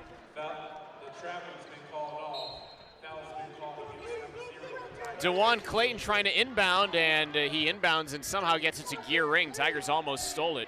Ring has it on the right wing. He's going to take a 3, and that's off the mark. The rebound taken by Jahlil Tripp. Tripp clamping his 8th board of the night. Our left to our right, Tripp will advance it into the front court and fade it to the far left sideline. Tripp on the left wing. Tripp right through the defense. Tripp kicks it out near corner to Bailey for 3. It's around the rim and out. That was great penetration, great under control, pass. And now Coppin State fumbled it out of bounds. It was just 2 Coppin State players that had the ball to themselves, and they could not handle it. Out of bounds it goes. That is the definition of an unforced error to get it back to the Tigers, who lead at 38-26. Baseline left, it is Crockrell to inbound to Javician, left corner. He's going to take a long 2, and it's off the mark. Rebound taken by Brock Finstoon, who's just checked in, and Finstoon gives it to Crockrell. 15 on the shot clock. Crockrell with it near the right wing. Pierre trying to go back to his left, gives a bounce pass to Javician. Javician feigns a pass to his right, dribbles. Gary's going to have to make something happen. 4 to shoot, gives to Crockrell. 3 to shoot. Pierre's going to take a tough shot, fading to the baseline, no good. James Hampshire gets the rebound, offensive rebound, puts it up with the right hand. It won't fall. And the rebound taken by Coppin State. Good board, though, by Hampshire. Yeah, and good jump right-handed hook. I mean, the more experience he gets, the better he'll be able to play and make those shots. Clayton will shovel it back to Robinson, who's backpedaling near midcourt as we tick toward 12 minutes to go. Kamar McKnight drives left of the lane, puts it up with the left hand. It won't go, but there will be a foul called on Brock Finstoon. Could Coppin score if they played against 3 guys? Like, if there was only 3 defensive players up there, would they be able to score? Coach, they're 9 of 33 from the floor in this game. And a 4 of 18 and from beyond the arc. they keep on shooting threes, and they're not very good at it. Tigers are 2 of 19 from beyond the arc, 16 of 46 from the floor. The free throw is up for McKnight and no good.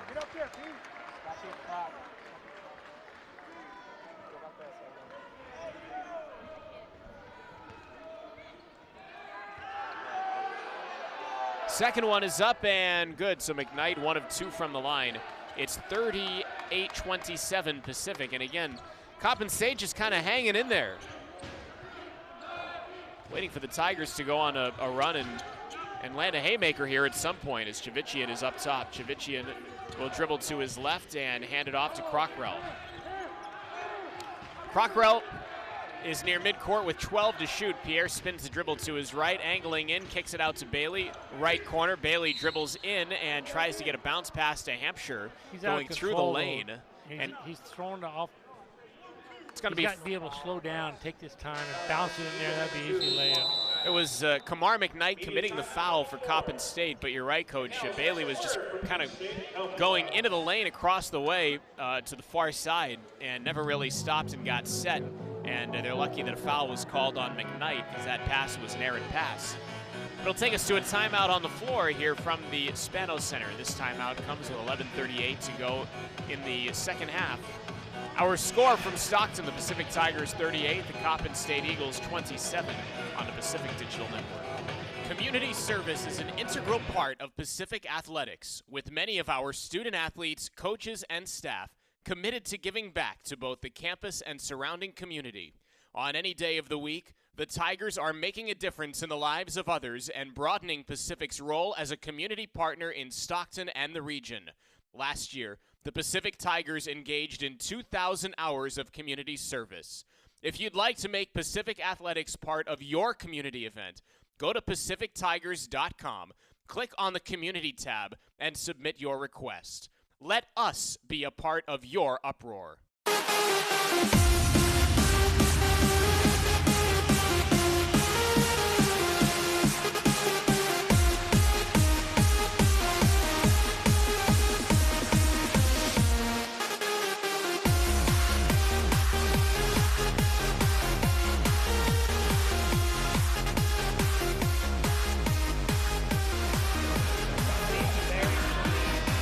Zach Bayruti, Bob Thomason, glad to have you courtside at the Alex G. Spanos Center where the Pacific Tigers lead the Coppin State Eagles 38-27. Lincoln Center is Stockton's premier shopping and dining destination. Enjoy boutique shopping, award-winning restaurants, and family-friendly atmosphere. Personal service is always in style at Lincoln Center, conveniently located at Pacific Ave and Benjamin Holtz. Tigers will have it and have 17 on the shot clock as Crockrell has it in the high front court. Crockrell chest pass to his left to Chavicchi, and he'll take a three. It's around the rim and out, and a rebound taken by Coppin State. He's going to start knocking some shots down if he's going to be that two guard. Driving into the lane, going toward the bucket, getting hammered is Reggie James, who has checked in for the first time. Reggie James playing in just his third game of the season. Fouls on Brock Finstoon. And Reggie James, a freshman from Trenton, New Jersey, will attempt his first free throws of the season. Do you have a couple of positive pills I can take right now? Get a drink of water. I need to be positive. Drink of water. These last 12 minutes, I need to be positive. Drink of water. First free throw is up and good. Or no good, I beg your pardon. I was going to have a scotch after the game. I might need it right now. Water. I don't know what you're talking about. It's Hampshire and Chavician checking out. And Price Noel and McCray are in for the Tigers. They just don't have a very good three-point shooting team in there right now. Not that they've been shooting threes very well, but I tell you, Coppin could pack that defense in about 12 feet, and they'd have a hard time scoring, I think. Second one is good for Reggie James. 1 of 2 from the line, his first 2 attempts of the season. Jeremiah Bailey will hand it to Jabril Price Noel. Price Noel goes to the right wing. Jabril holding over his head, gives a bounce pass to McCray. McCray spinning to his left, and it was awkward, and he traveled. Yeah, I thought he may have drug his foot, and he did. They almost have 4 guys around him.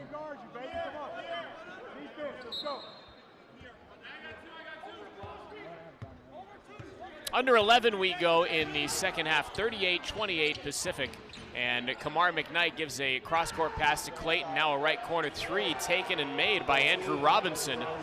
And Coppin State within 7. It's 38-31. Robinson, 28% from beyond the arc this season coming into this game. So Coppin State has cut it to 7. The Tigers have led by as many as 17, as Finstoon dribbling in down the right of the lane to the lower right block, and he's going to be going to the bonus now. So Tigers go in the 1-and-1 bonus, as Coach just mentioned, and still waiting for the signal on the foul. It's going to be on Andrew Robinson. So Finstoon is at the line, and we'll see if Brock can get on the board in this game. His first free throw attempt of the contest. It is up and no good. The rebound tipped back, controlled by Coppin State. This is where you start getting, you know you should be winning this game by a lot of points, and you get a little tight. 4 of 9 from the line are the Tigers. Now a loose ball, and a loose ball foul is going to be called on Pierre Crockrell. It was a loose ball, and they say Pierre got his foot in there. So now Coppin State is in the 1-and-1 bonus. Entering the game for the Tigers, number 0, Jahlil Tripp, and number 25, Justin Moore.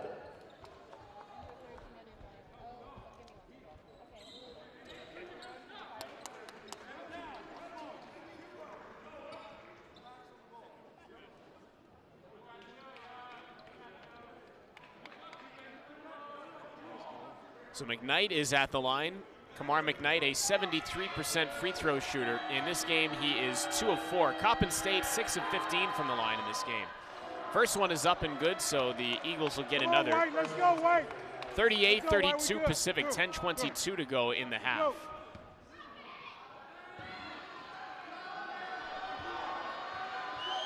Second one up and good. 38-33 Pacific by 5. Again, they led at one time by as many as 17. Our left to our right, Justin Moore gives to Jahlil Tripp, who's out there with Finstoon, McCray, and Price Noel. Moore on the right wing, pounding the dribble, trying to give a bounce pass down low to McCray, and he's going to be fouled from behind, I believe, I don't by know why they're Gear fouling Ring. him, because they have so many guys around him that every time he touches, they're going to go double or triple team him. So why reach around and foul him?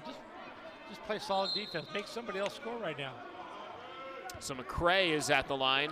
Line for the Tigers, number 2, Amari McCray.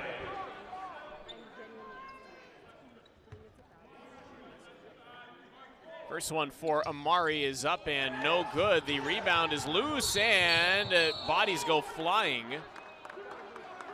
And there's going to be a foul called. Is this going to be on Ring again? Yep, it's on Gear Ring again. So back-to-back fouls on Ring. Loose ball foul. Nobody got Ring. It's on their number 3 on our number 0. I didn't see that call right there. No, I thought it was just guys going for the basketball, and I didn't think there needed to be a call. I'm with you, Coach.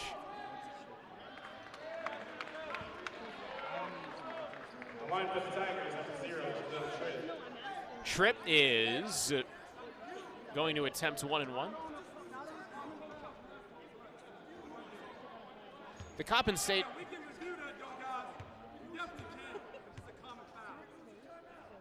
bench is not happy about something. Free throw is up and it is good. It rattled in, so Tripp gets another. They're not happy about a couple of these foul calls late. Guys, we could have used the timeout. Wait the timeout for you guys to look at it. That's in the rules. I think they're upset about who the foul is on. So now Courtney Hawkins is going to go to the monitor. And now two former Portland Trailblazers are talking to each other. Stoudemire and Juan Dixon. Stoudemire firing back. I think a little friendly fire there at Juan Dixon, because Juan wanted the officials to check something on the monitor. I think he wanted them to check who the foul was on. He probably wanted them to look at it because there wasn't a foul, so they'd notice it going forward. Yeah, but you can't review that. No, but if they knew they blew the call, in the back of their mind, are they going to get a call coming down the stretch? But there's got to be something substantive that they can review. You might be saying that was he fouled, was Tripp fouled, or was somebody else fouled? But I wish we could see replays. Yeah, we can't see what the officials are seeing. That's on a separate monitor. It's not connected to ours unless it's tied into a network television broadcast. We can't see what the officials are looking at.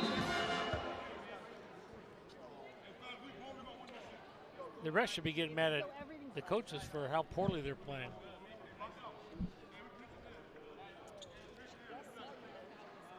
Yeah, so they were checking to see if the foul was on. That's what I was suspecting. That's the only thing they could be checking right there because there was nothing else to review. Goodness. Second one is up and good. It bounced in for Jahlil. 40-33 Pacific by 7, ticking toward 10 minutes to go in regulation. Clayton pulls up for a deep three and knocks it down, and it's a 4-point game. You wouldn't think they could shoot that far, but they haven't made any threes hardly. 40-36 Pacific by 4. They led again by as many as 17. Right side, it is Moore. Moore is going to give it to McCray, a bounce pass baseline right, and he's going to be fouled by Gear Ring. Why is that a foul? I think he was just going over the back. Said he's in his space.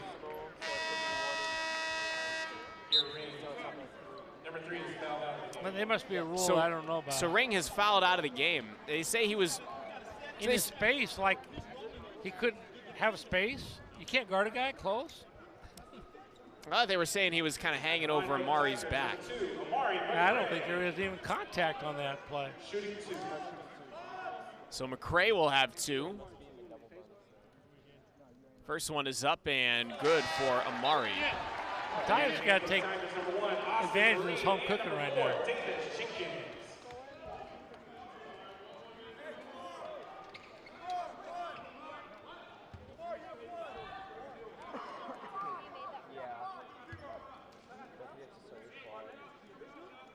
Second one is up and good, so McCray makes them both. 42-36 Pacific. Our right to our left, it's DeJuan Clayton taking it into the front court. Clayton shimmies, moves to his right, cuts back to his left. Clayton goes up amidst a double team, and it was blocked by, I believe, Vereen. It goes out of bounds, last touched by Vereen. And with 18 seconds on the shot clock, 9:29 to go in regulation, Coppin State retains possession. Pacific 42, Coppin State 36, and the inbound in the near corner to Robinson. Robinson jabbing to his right. He's going to take a long three over a hand. It's no good. Tough shot. He almost got it to fall, and the rebound taken by Pacific. Stoudemire wants him to go quickly here. Tripp on the right wing. Chest pass across the way to Moore. Back to Tripp on the right side. Tripp bounce pass to McCray. The ball was pried loose and stolen by Andrew Robinson. They have 2.5 guys guarding him right now. It's going to be hard to get the ball in there. Clayton pulls up for 3 and sinks it, and Coppin State is within 3. 42-39 Pacific.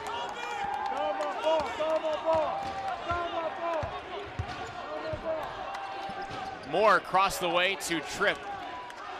Jahlil calling McCray up top, and he gives it to Amari. Amari, with the defense sagging off him from that distance, gives to Moore. Moore staggers toward the free throw line, gives to Jenkins. Fake left, dribble right. Danis tried to feed it across the way, and it's stolen by McKnight. McKnight going to the bucket, puts it up, no, and the ball is loose out of bounds, last touched. They say by Pacific. They say Vereen must have got a fingernail on it. With 8:26 to go. Scoring a breakaway layup.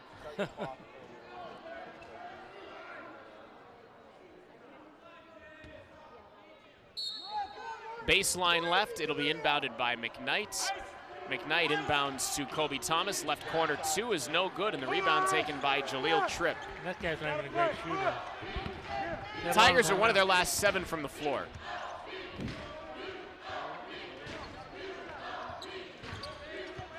Tripp dribbles to his left, takes a 20-foot jump shot that's no good, and the rebound is taken by Kobe Thomas. On ahead to DeJuan Clayton. Clayton, right wing, drives in toward the baseline, feeds it down low to Kobe Thomas, and he puts it up and in. And it's a 1-point game, 42-41. Pacific's lead is a point. At one point it was 17. And Justin Moore calls a timeout. Timeout, Tigers. Wow. They made a heck of a comeback.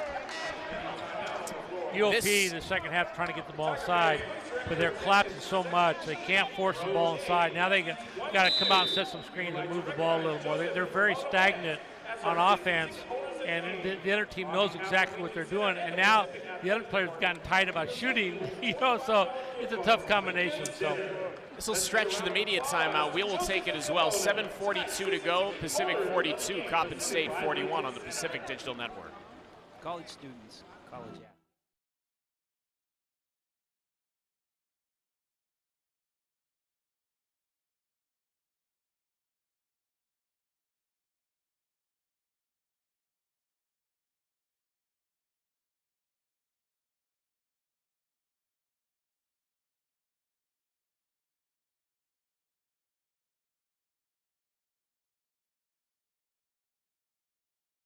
What is our way? Our way is unrelenting. Imposing as the mountaintops to our east, strong as the ocean to our west. Our way is forward, challenged by past achievement, expecting future success. Our way is committed, devoted, passionate. Our way fuels us to be different, to be inspired, to have faith in each other. What is our way? Our way is West. We would love to count on your support this season. Buy your tickets today at PacificTigers.com or by calling the ticket office 209-946-2470.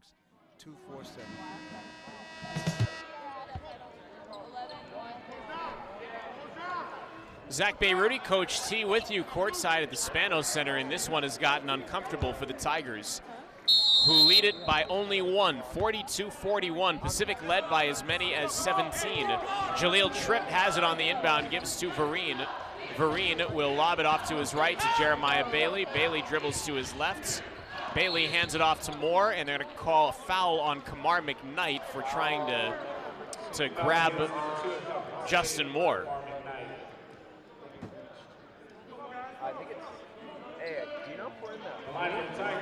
So Moore will be at the line, and this is 2 now for Moore. Tigers in the double bonus. Is it 1-1 still or 2?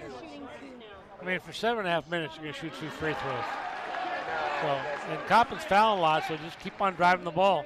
They're going with a smaller lineup now, Pacific, so maybe they're going to get more motion, movement, and try to drive it up. Moore makes the first. His second one is up and good. So Moore makes them both. It's 44-41. Coppin State has not led in this game, by the way. Dribbling to his left is DeJuan Clayton. He drives it in, puts it off the glass. He's the guy that they got to stop. He's taking over the second half for Coppin. Moore our left to our right in the front court, ticking towards 7 minutes to go in regulation. 44-43, Pacific by 1, and away from the ball, there's going to be a foul called on Coppin State's, not DeJuan Clayton, but to Reggie James. Clayton was reacting as if they'd gotten him for the foul. It's a silly foul to go over there and chug a guy, because you can't chug off the ball. You're not your own man. And to go do that, it's just right in front of the referees.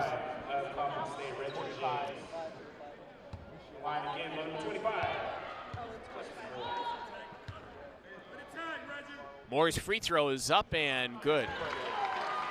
So Justin getting some freebies, and now he has 10 points. Becomes the third Tiger to score in double figures. Jahlil Tripp leading the way with 13, and now Moore and McCray each with 10. Moore a chance to get his 11th point, and he notches that. It's up and good. 46-43, Pacific by 3, 7:09 and counting to go in regulation. Our right to our left, DeJuan Clayton across the Pacific logo. Clayton being guarded up top by Moore. Clayton driving to his left, stops, pulls up for a 3. Bad shot. It's no good, but an offensive rebound taken by Andrew Robinson. He goes over Vereen and misses the shot. And a rebound taken by Pacific. Stoudemire, you see him in front of us, he wants more tempo right now. Tripp goes down a hill, puts it up, and he's going to get fouled. And I think that's exactly what Damon wants him to do, is get in the front court and attack the hole. They got to tell him that timeout or something. They can't tell it during the play. I mean, I don't think they've been playing slow all the time, and now all of a sudden he wants them to go fast. You just got to tell them up tempo or wherever you have call for it. So it seems like on misses they should be going up tempo all the time with the quickness they have on their team. but they don't get easy shots. And I think going up tempo, you might be able to create some easy shots. Tripp's free throw is up, and it is good. Again, double bonus for the Tigers. Tripp with 14 points. It's DeJuan Clayton for Coppin State leading all scorers with 19. Second one is up and good, so Tripp makes them both. Tigers extending that lead from the line. It's 48-43 Pacific by 5 with 6:40 and counting to go in the second half. Clayton's going to try and get it far side. He converts the pass to Reggie James, who drives along the baseline, puts a floater up and knocks it down. Tough shot. You got to be careful there, flopping on that. I mean, I don't think he did flop. 48-45 Pacific by 3. Tripp has it in the near right corner, gives to Moore. Moore on the near side in the high front court. 16 on the shot clock. Moore dribbling near the right wing. He's going to give a skip pass far corner to Tripp. Jahlil dribbles into about 17 feet, takes it and makes it, rattles in. They haven't had a basket in a long time, man. They've been living at the free throw line. Tigers are 1 for their last 8 from the floor. And that hit the basket. McKnight takes a straightaway 3. It's no good. That's a bad call right there. And he jumped straight up. He was over the guy, but he jumped straight up and got that rebound. There's no contact. It's just an athletic play. Going to call foul on Jeremiah Bailey.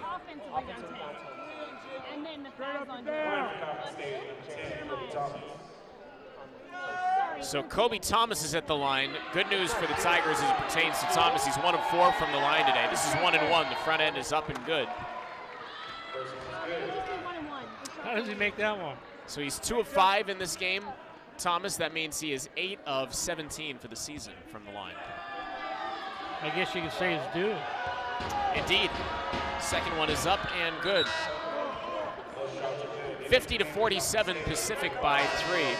Amari McCray is checking into the game, as is Gary Chavichian.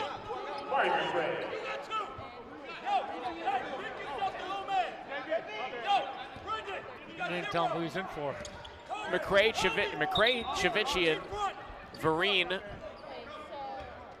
Moore, and Tripp on the floor for Pacific.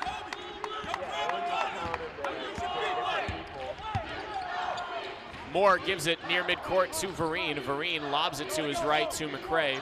McCray dribbles to his left. McCray spins it back, gives it near midcourt to Tripp. Jahlil dribbles to his right. Stops near the point, cuts the dribble to his left, cuts it back to his right, looking for a driving lane, puts it off the window and in. Tripp heating up, he's got 19. Yeah, that was great. They knew what he's going to do, and he still did it. Tripp, by the way, a double-double, 19 points, 11 rebounds. Dribbling to his left is Clayton. Clayton stops just to the left of the top of the circle, gives it to McKnight. McKnight drives to his right, through the key, down the right of the lane, puts up a tough fall-away shot. It's no good, and Tripp with the rebound. Tripp, as we tick toward 5 minutes to go, navigates into the front court and along the far left sideline has it, crouching with the dribble.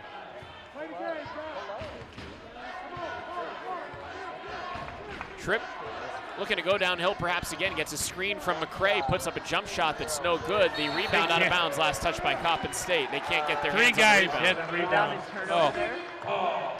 Or like they didn't really like that was dead ball. Okay. Baseline left, it will be Moore to inbound, and Moore inbounds to Chavichian. Chavichian dribbles at one time, hands to his left to Moore. Moore dribbles to his left, splits the defense, gives it out to Chavichian, a left corner 3, got it. That's big. That's the kind of things he can do for him each half. That's Gary's first make from the floor. He's 1 of 4 from beyond the arc now, 1 of 6 from the floor. As they get down low to Thomas, and he nearly missed the layup, but he puts it up. That was a good high-low pass. 55-49, beg your pardon. 55-49 Pacific. 4:20 and counting to go in the second half. Our left to our right. Tripp into the front court. Tripp looking a little bit gassed here. 19 points, 12 rebounds for Jahlil. He's played a whale of a game. Vereen dumps it to his right to McCray. McCray dribbling to his left. And McCray hands it to Jahlil near the right elbow. Slings it far corner to Moore. Shot fake, Justin dribbles in, gives it out to Tripp. Tripp staggers through the defense, gives it out to Chavichian, right corner for 3. It's no good. And the rebound tipped, controlled by Brendan Medley-Bacon, and now bodies go crashing to the floor. Coppin State able to save the loose ball. McKnight driving down right of the lane, puts it up and in. Goodness. Hit twice off the front of the rim, and it bounded through. 55-51 Pacific by 4. 3:33 and counting to go in the second half. Tripp across center court, hands it to Moore.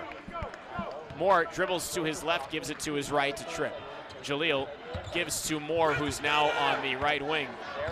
Moore gives a cross-court pass to Vereen. He'll take a three. That is off the mark.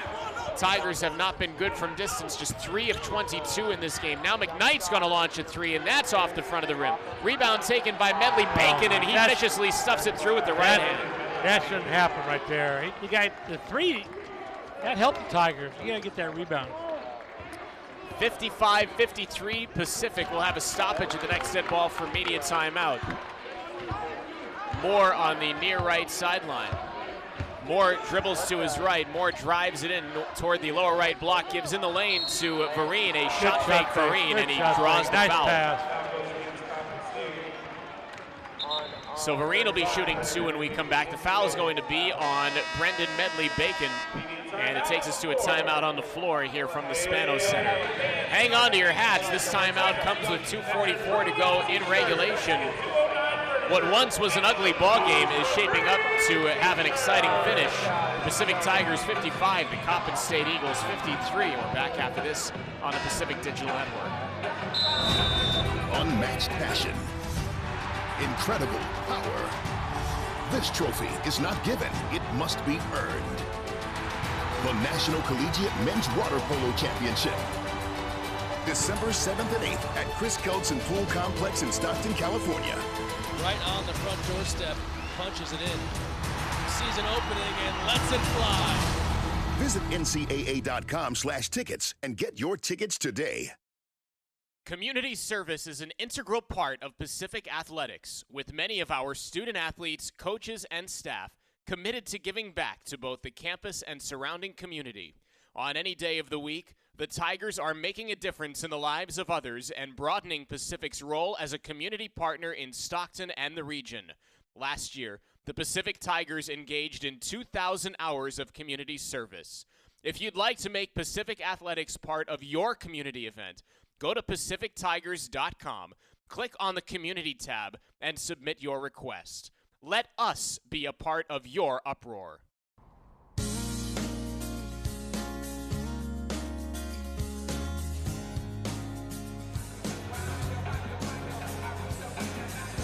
At one point in time, the Tigers in this game had a 17-point lead on Coppin State. Right now, at the under 4 media timeout, at 2:44 to go in regulation, the Tigers trying to cling to dear life for to a 55-53 lead with, again, 2:44 to go.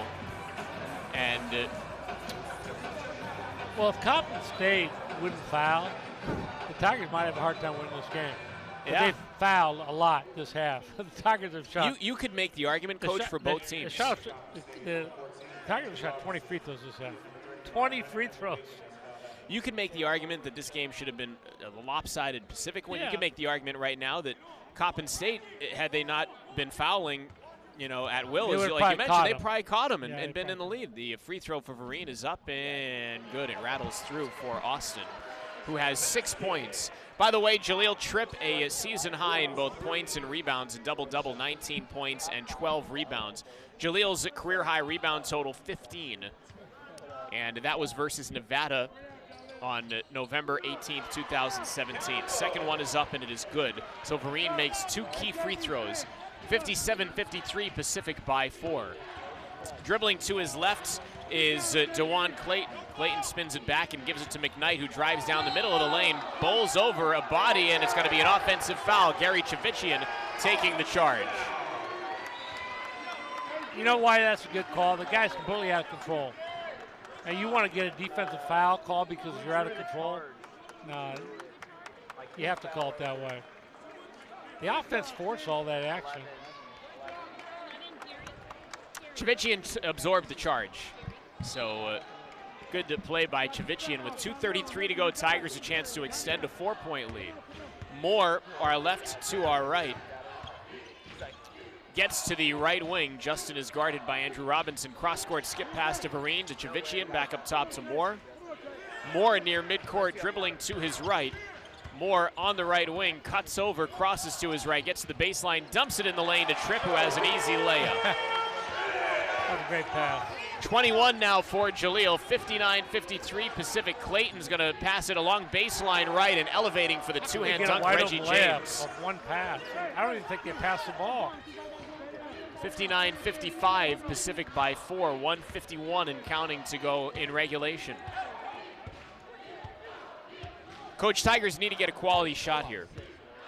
Well, they're taking their time a lot. And it doesn't give them much time to operate, but they're up 4, and they're using the shot clock down. So Moore is going to give it up top to Bailey, now on the left wing into the left corner. Shavichian for 3, that is short. Vereen with a big offensive rebound. Now a chance to bring it out, and the Tigers will get some more clock bled. Now you can take it to a minute, you know. 12 on the shot clock, and a pass across the way to Vereen. Vereen feigns a pass to his left, gives it near midcourt to Moore. Moore dribbling with his left hand. Moore crossing over to his right. Down the lane, scoops with the right hand off the glass and in. 61-55 Pacific by 6 as we tick toward a minute to go here in regulation. Clayton driving in the lane, kicks it to baseline left to Kobe Thomas, who goes up and gets hammered on his way up with 59.3 seconds to go. And the foul's going to be on Austin Vereen. Well, they got to be ready for the press now, you know, because the Tigers have not been good against presses this year so far. So I would assume if they make free throws or they miss, they're going to be pressed in a press situation. First one is up and good for Thomas. Kobe Thomas is now 4 of 7 from the line. He started 1 of 4.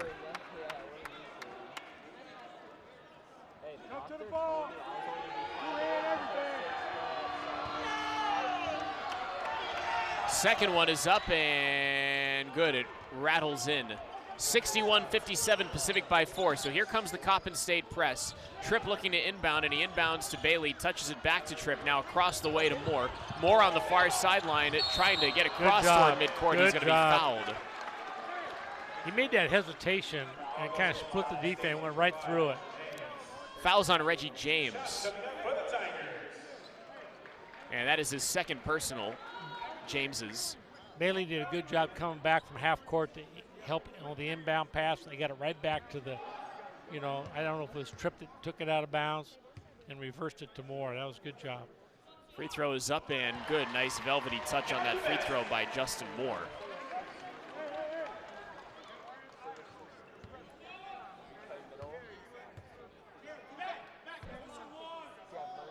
Second one up and short. Moore couldn't get the friendly bounce. A rebound taken by Coppin State, trailing by 5. DeJuan Clayton's going to take a right wing 3. It's not going to count. It didn't go in, but it was, I think, a travel. I think Clayton kind of stopped and tried to jump back behind the three-point line and was whistled for a travel. And a bench warning on Coppin State. They could have bench warned one time ago. And a 30-second timeout going to be called here by Coppin State. With 48.6 seconds to go, Pacific 62, Coppin State 57. What they're calling is that he dribbled and then he picked it up and then made the step back. You know, like in the NBA, like Harden does all the time. Now, if he stepped back before he picked it up, then it's not traveling. Right. So I thought he picked it up and then stepped back. He might have. That's what I thought. But he would be the only guy that would call that. Talking about Ron would call that.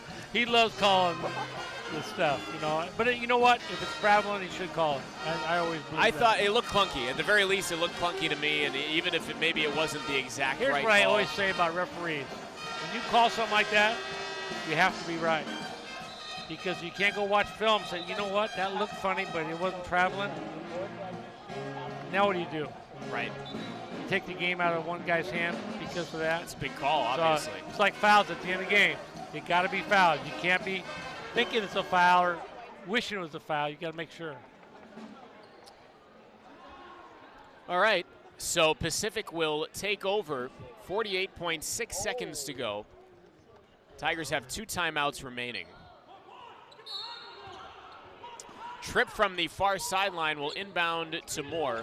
Moore is going to split the defense, almost lost a handle on it, but he's able to get it back. Passes ahead to Tripp, but it's out of bounds on the baseline. Not good spacing over there. You don't want to be next to each other.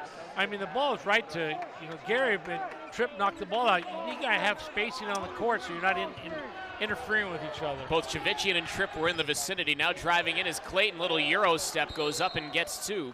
And Juan Dixon wants a timeout. In a 3-point game, 34.6 seconds to go in the half.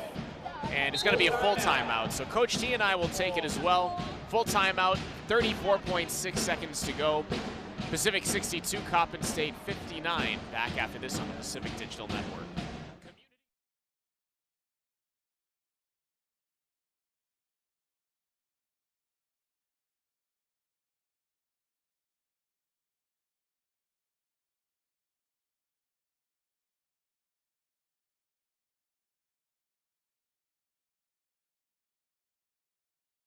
What is our way? Our way is unrelenting. Imposing as the mountaintops to our east, strong as the ocean to our west. Our way is forward, challenged by past achievement, expecting future success. Our way is committed, devoted, passionate. Our way fuels us to be different, to be inspired, to have faith in each other. What is our way? Our way is West.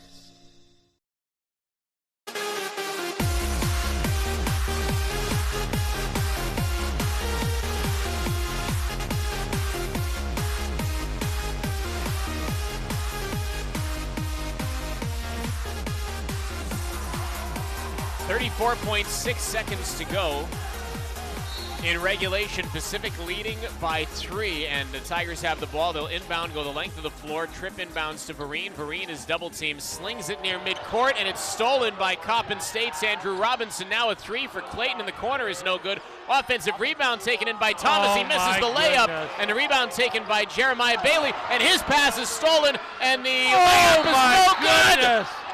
No good, but a foul. The layup was missed by Kobe Thomas. What a circus off to our left. Like I said, remember, they've had a hard time against presses all year. And they have to figure out who should be out there in the spacing and the guys that can take their time. But do you believe the shots Coppin missed right there? Oh, my goodness. Jeremiah Bailey with the foul. It's like Ringling Brothers and Barnum and Bailey. And one of them or two of them were layups. Oh. Bailey put the ball on the floor and realized he didn't know where he wanted to go with it and panicked and then just threw the ball away. The free throw for Thomas is up and good, and the guy that had trouble making them early in the game has been very solid here in the last couple of minutes. 17.2 seconds to go. No shot clock. Pacific 62, Coppin State 60. Second one is up and no good, and the rebound taken by Jahlil Tripp. He passes on ahead to Vereen. Slings a long distance pass to Moore. Moore goes up and dunks it home. 64-60, Pacific by 4, under 10 seconds to go. Don't foul here. It's going to be Robinson giving to Clayton. He takes a 3 over a defender. It's no good. Shavichian with the rebound, and 0.6 seconds to go. Hey, they won the game, though. And it's going to be a travel they call on Shavichian. Well, he got a good rebound. He just fell down. He got tripped over a guy's foot and fell down. But 0.6 seconds to go. Surprised they're not looking at the clock here. Baseline right, inbound, and no shot gotten off.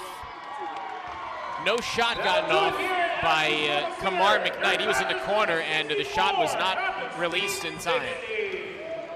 Oh, man. Pacific 64, Coppin State 60. There's a lot to unpack in this game. There's so much to unpack in this game, and Coach T and I are going to do it when we come back from a break. I guess before we go to the break, Tigers are they're lucky to escape with a win. They're happy to escape with the win. You always are happy to do so. Ugly game, but Pacific with the victory. Well, you get the win, but you don't feel like it. You don't feel like it. You played well the first about 8 minutes of the game, and after that, then every time it looked like you're getting a lead, the other team came back. And really, they missed some layups right at the end, Coppin.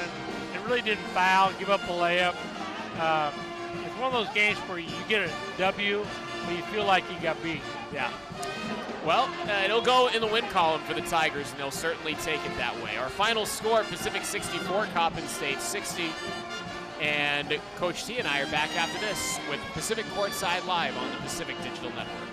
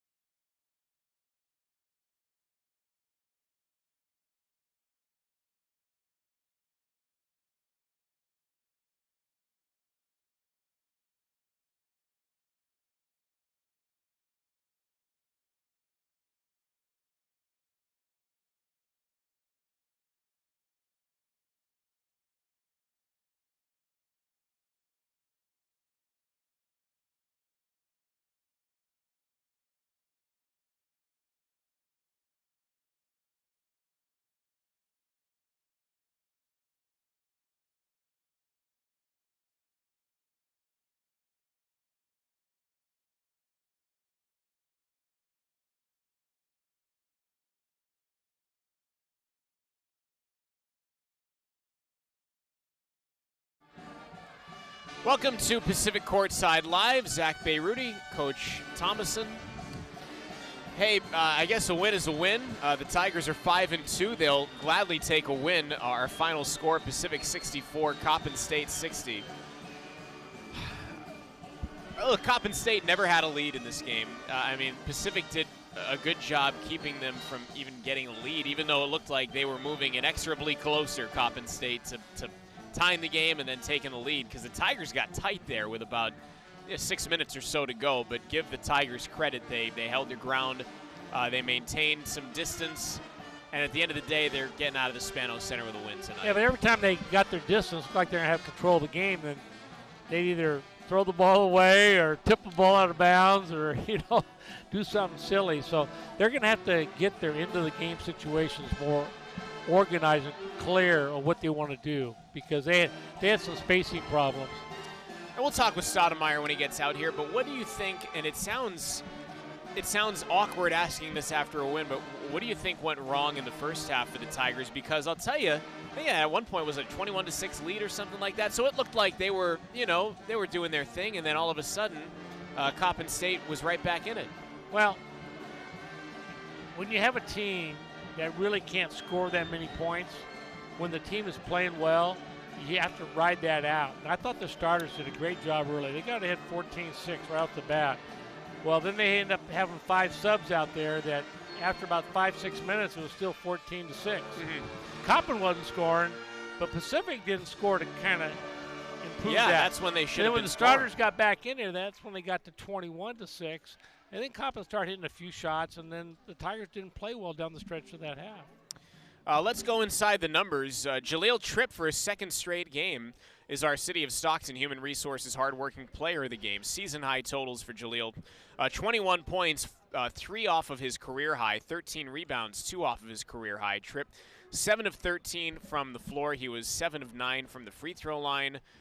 And he, thank goodness for Jahlil Tripp, because he really stabilized things for the Tigers on a night where they weren't shooting the three well, but despite that, they were still shooting the ball. But at a point in time in the second half, they were able to get it to Jahlil Tripp, and he just kind of did what he did and stabilized. And he got fouled. things. I mean, he did in the second half. He got 21 of his 23 in the second half. I was telling you at halftime when he had 2 points, you can't play like that for this team. He's going to have to make things happen from the opening tip to the final horn. And he's going to have to get in great shape, and he's going to have to play a lot of minutes. He's going to have to play smart, not get in foul trouble. And he's going to have to figure out different ways to be creative, because teams will load up on him. So he's not going to face the same type of defense on him every night. And he's going to have to be creative to figure out, how can I be effective not only for myself but for the teammates. So he is our City of Stockton Human Resources hardworking player of the game. We'll talk with him in a moment. Justin Moore, 16 points, matching a career high for him at Pacific. 5 of 7 from the floor, 1 of 3 from outside, 5 of 6 from the line, 4 rebounds, 4 assists, 5 turnovers for Justin, and that obviously, if you're looking for hairs to split, the 5 turnovers would be one of those. But overall, a nice game for Justin Moore as the numbers go, and he was efficient from the floor. Again, it was late rather than in the beginning. He was okay early. He made some buckets, but I think he's got to be like Tripp. They have to play right at the beginning. He's one of the better players on the team, and he's going to have to go out there and score points and pass the ball, make assists, and play from beginning to end. And maybe he needs to have 16, 18 points a game for this team to be successful. The other double-figure scorer for the Tigers, Amari McCray, he had 10 points on 4 of 6 from the floor. He was 2 of 4 from the line, 9 rebounds, so he was 1 rebound off of a double-double. Amari had a nice impact on the game in the first half. There was a time where they were really feeding him, and he was doing what he does. He played great. I thought he played pretty well the whole game. Late in the second half, they definitely wanted to go into him, but they kept him low, and they just didn't move the ball a lot. So by the time he got it, there was 2 or 3 people around him. Sometimes to get the ball to a big guy, you got to bring the big guy out instead of screen, let him roll back the basket and pass the ball, then get the ball into him, because you just can't dribble over there. And if everybody knows you're going to throw the ball to him, by the time you do, there's 3 guys around him, and it made it hard for him. But despite that, he scored in double figures. 7 points for Austin Vereen. Vereen had a tough night from the floor, 2 of 11 from the floor, 1 of 7 from beyond the arc. He was 2 of 2 from the line, had 5 rebounds. 4 points apiece for Gary Chavici, and Gary had a tough shooting night as well. 1 of 8 from the floor, 1 of 5 from beyond the arc. And James Hampshire had a nice game, 4 points on 2 of 4 shooting. This is in about 13 and a half minutes. James had 4 rebounds. He also had a couple of blocks. He he was definitely a presence down low. Let's talk about Gary Chivichian for a moment. Do you feel like he's pressing at all? I mean, you come here as a grad transfer and you're a sharpshooter. That's your MO. At times he's had games where he's struggled to shoot the ball. Do you see any pressing in his game? Well, I thought the first few games of the year he was out there showing everybody that he's a good shooter, but he's shooting and he's hunting for shots. I thought the last game he did a nice job of fitting in with the team. I thought tonight maybe one or two shots were a little quick, but the rest of them were pretty good. I think he's just going to have to play like he did tonight, and then all of a sudden he's going to start hitting a few shots, and he'll relax, and the team will relax, and the coaching staff will relax, and then it'll be effective for this team. I like him coming off the bench. I think that's a good spark, and I'm not saying he'll play well every night, but he's a guy that can kind of space the defense, and they need some shooting on this team. Yeah. 2 points for Danis Jenkins rounding out the scoring. Danis did start this game. Finstoon did not, and Brock only 6.5 minutes tonight, but Danis Jenkins 1 of 3, and he had 2 points. I did not miss anybody. The Tigers in the first half, 11 of 30, 38%, 37% if you round it up. Second half, they were 11 of 28, 39%. For the game, the Tigers were 22 of 58, 37.9%. You're not going to win many games shooting that, and despite that low percentage, the Tigers were able to pull out the victory. From beyond the arc, was not pretty for Pacific. 3 of 23 for the game, and from the free throw line, 17 of 24, 71% from the line. How many games would you say your teams won shooting that percentage? Well, I don't know. If you had to guess. We probably won a few because there was a lot of teams I had that were really great defensive teams and held people down. But, it got to the point where if we were shooting that poorly from three, we didn't shoot that many. Yeah. I mean, come on now. You got to get the ball inside. So this team isn't a good three-point shooting team. So they don't need to start out shooting threes.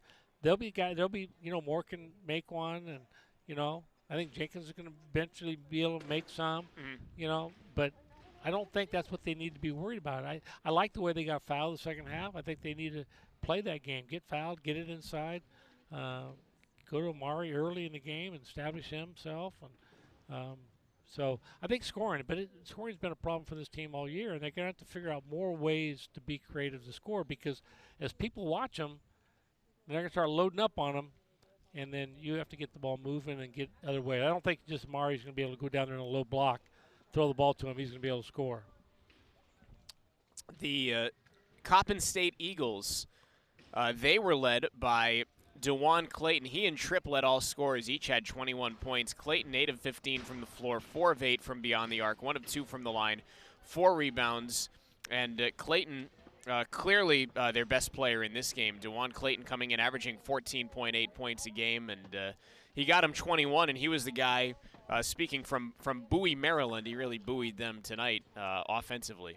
Yeah, he played well. He took over, and when they were getting back in there, he's hitting threes, driving the ball to the basket. I thought he played very well for them.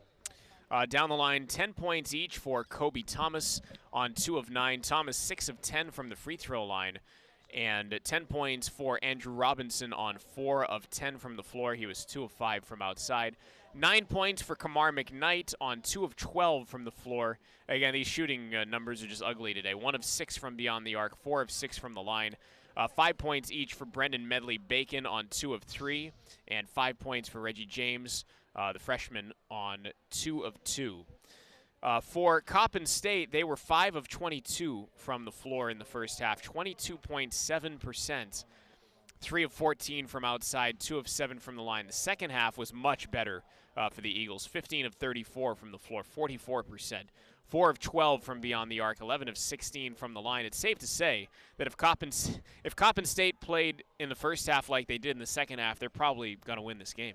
Well, you know how that goes. I mean, sometimes you get ahead early in a game like Pacific did, and you kind of think you're going to win the game, and all of a sudden it's a one-point game, and Pacific had to do some things. They did enough to win the game.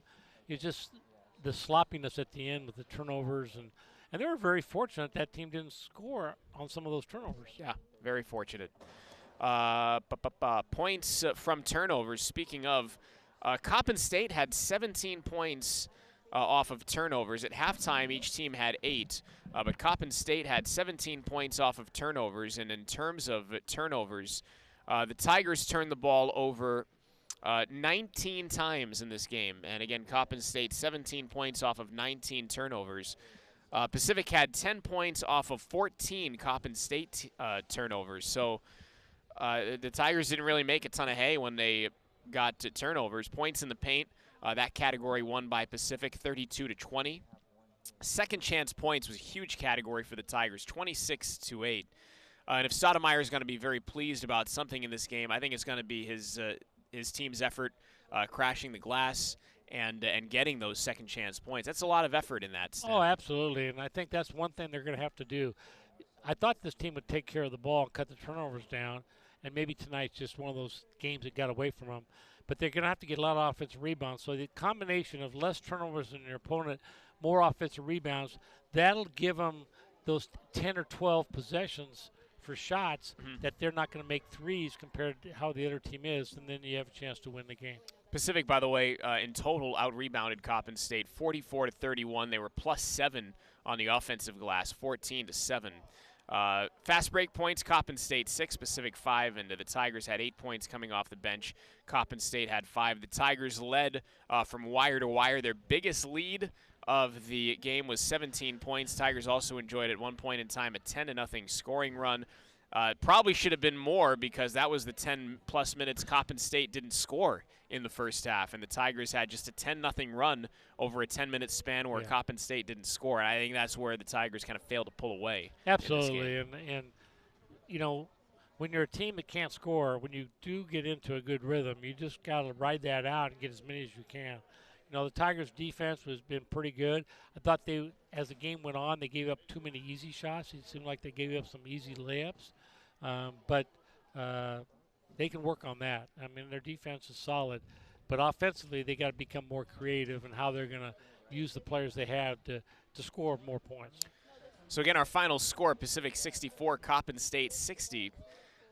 We're still awaiting the arrival of Jahlil Tripp. He is our City of Stockton Human Resources hardworking player of the game, and the only thing I could think is that they're probably having a little powwow. They might be practicing right now in the other gym. Yeah, they might be doing something to that effect right now, or in the locker room having a long chat. But usually we have our player of the game out here right away. Let's take a moment, and if Jahlil doesn't come out, we'll take a short break. But let's take a moment, take a look around the West Coast Conference, because this was a decent slate tonight for the WCC. Gonzaga, the number 8 team in the land, they hold off UT Arlington 72-66.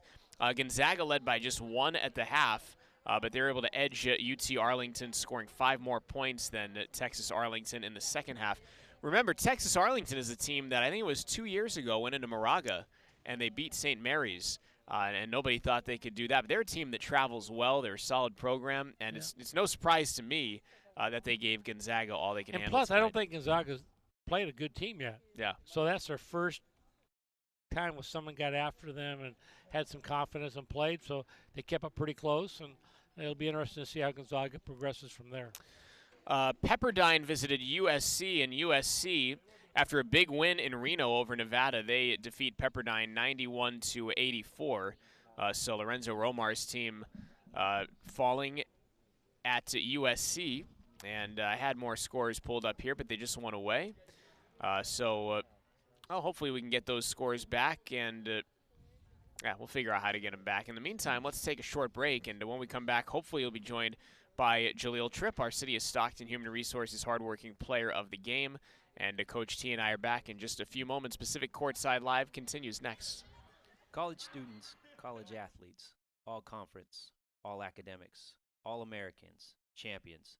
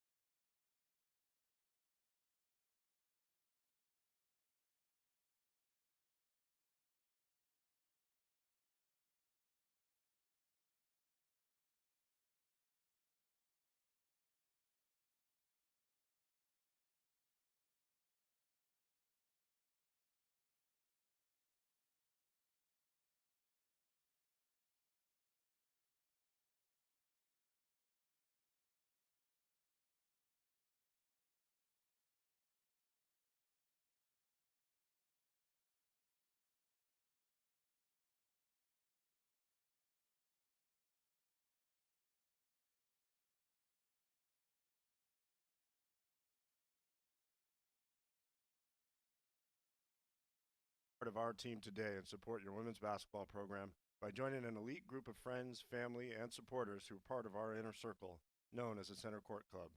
This is your opportunity to join our team and get insider access that will support the program to compete against and beat the best in the country.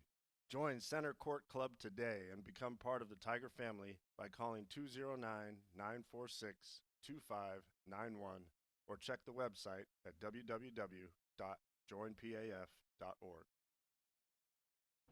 Pacific Courtside Live continues. Zach Bayruti alongside Coach Bob Thomason, still waiting the arrival of Jahlil Tripp, our City of Stockton Human Resources hardworking player of the game. Quickly to finish off the scores from the WCC, Santa Clara over Notre Dame de Namur, 101-54. That was at the Levy Center. And San Francisco with a 100-70 win at home over Cal State Bakersfield. So the Dons are now 5-0. Hungry. That's a good win over Bakersfield's a tough team to play right now. I mean, to win by 30. Yeah, that's playing good basketball. Yeah, and again, San Francisco is 5-0. I was going to ask if you're hungry. You can head over to Lincoln Center. We can give them some love. I don't know what's still open at Lincoln Center.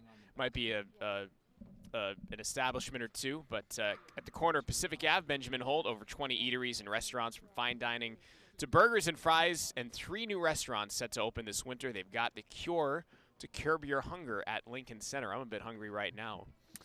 You know what we could do is we could tell some Aaron Velichko stories, Coach. I see him in the arena. He's talking with Janet Lucas, the director of athletics. Aaron, of course, one of your former greats and former assistant coach here at Pacific, and now bigwig in the WCC and associate commissioner. It's always great to see Aaron around. Yeah, I'm happy for him. I was gonna say you got to be really proud when you see guys like Aaron and anybody for that matter having success in life after they had success for you on the basketball court. Absolutely. You hope that through their family and they've learned a lot about the competitiveness and basketball, how to be part of a team, and it's good to see those guys. Aaron's been true to that, and I wish him the best. Looking ahead, and I do want to talk about what is to come because it's a big one here on Saturday. It's a 4 p.m. start, Pacific and Boise State, 4 p.m., and the first 250 fans get a Pacific water bottle. So you want to make sure that you are here right as the gates or as the doors open at 3. The doors open at 3 p.m. and the first 250 fans get a Pacific water bottle. And then after that, you get to see Pacific take on Boise State. That is a terrific home game. Coach T and I will have the broadcast and the pregame show beginning at 3:45 in the afternoon on Saturday here at the Spanos Center as Boise State comes to town. And then we will be with you a week from tonight back here. SIU Edwardsville is in town. That is a 7 p.m. start. And then on Friday the 29th, the day after Thanksgiving, Longwood is here. And that takes us to December 4th. Cal State Fullerton comes to town. And then the Tigers are finally back out on the road at Long Beach State. And if you'd like to purchase tickets to any of the upcoming Tiger home games, you can call the box office 209-946-2474. Of course, visit the website, pacifictigers.com. By the way, the Pacific Tigers water bottle that will be given away here on Saturday, that is courtesy of our friends at 209 Furniture. So thanks to our friends at 209 Furniture for hooking us up with that water bottle. Will be given away to the first 250 fans. Again, our final score tonight, Pacific 64 and Coppin State 60. So, look, there's a reason why it's taken Jahlil Tripp a little while to get out here. I'm sure they're still talking in the locker room. You always said, and I'll reconfirm it with you now, that after a game you didn't want to talk to your guys for a long time. You just kind of wanted to maybe say a quick thing or two, process it, and then that be that. What was your theory, even after a game that was tough to watch like this? Well, I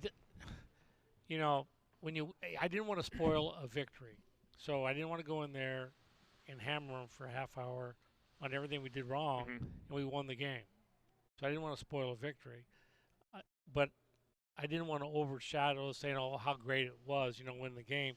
So I'd say a comment or two, and then always wanted to go watch film, get my thoughts. What did we do well? If we can find anything, what didn't we do well? What do we got to improve at? and go from there. So I dressed them the next day with the stuff they're talking about now. I dressed them the next day, so I had my thoughts and my emotions and everything intact. Rather than making me feel good about getting after them. You know what I mean? Yeah. Rather than do they feel good? You know Yeah. what I mean? So, but every coach has his own thing, and there's no right or wrong way to do it. It's what you believe is the best, and then you got to go do it. So. How should the Tigers feel about this one tonight? I mean, let's try and distill it a little bit more. See, this is not to me about the win or loss or not playing good. This is about the problems you have, and what are you doing well, and you better do it really well. And then how are we going to rectify these issues that we have? What are we going to do to rectify them? That, to me, is what has to be done. And it has to be done with the coaches, in strategy and what they're trying to do, and then it has to be done with the players to carry out the things they do. I mean, coaches can always blame players for not doing something, but to me, and I used to always tell my players that how they're playing is what I want them to do. So if I didn't want them to do that, it started with me, and then it went to my assistants, then it went to my 2 or 3 best players, then it went to the other players. So it just starts from the top and works its way down.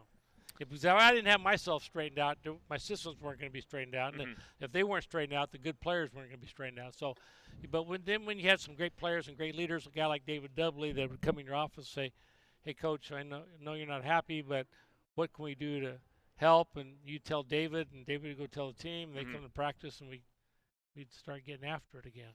Yeah. So. Outside of Pacific getting the actual win tonight, which is something in itself to feel good about in a vacuum, what can the Tigers feel good about? What else can they feel good about tonight?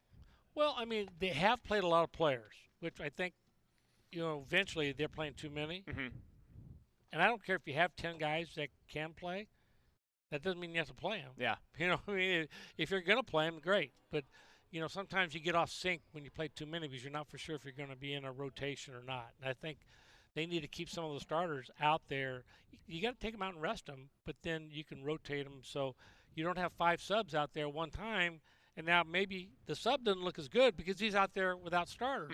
So they might play better if there's a couple starters out there too. Yeah. So I think the rotation of how you do that, and sometimes fouls and a guy playing bad messes up the rotation, so you have to have flexibility in the rotation to go another way. That's number one. Number two, just offensively, they're very stagnant. They dribble a lot.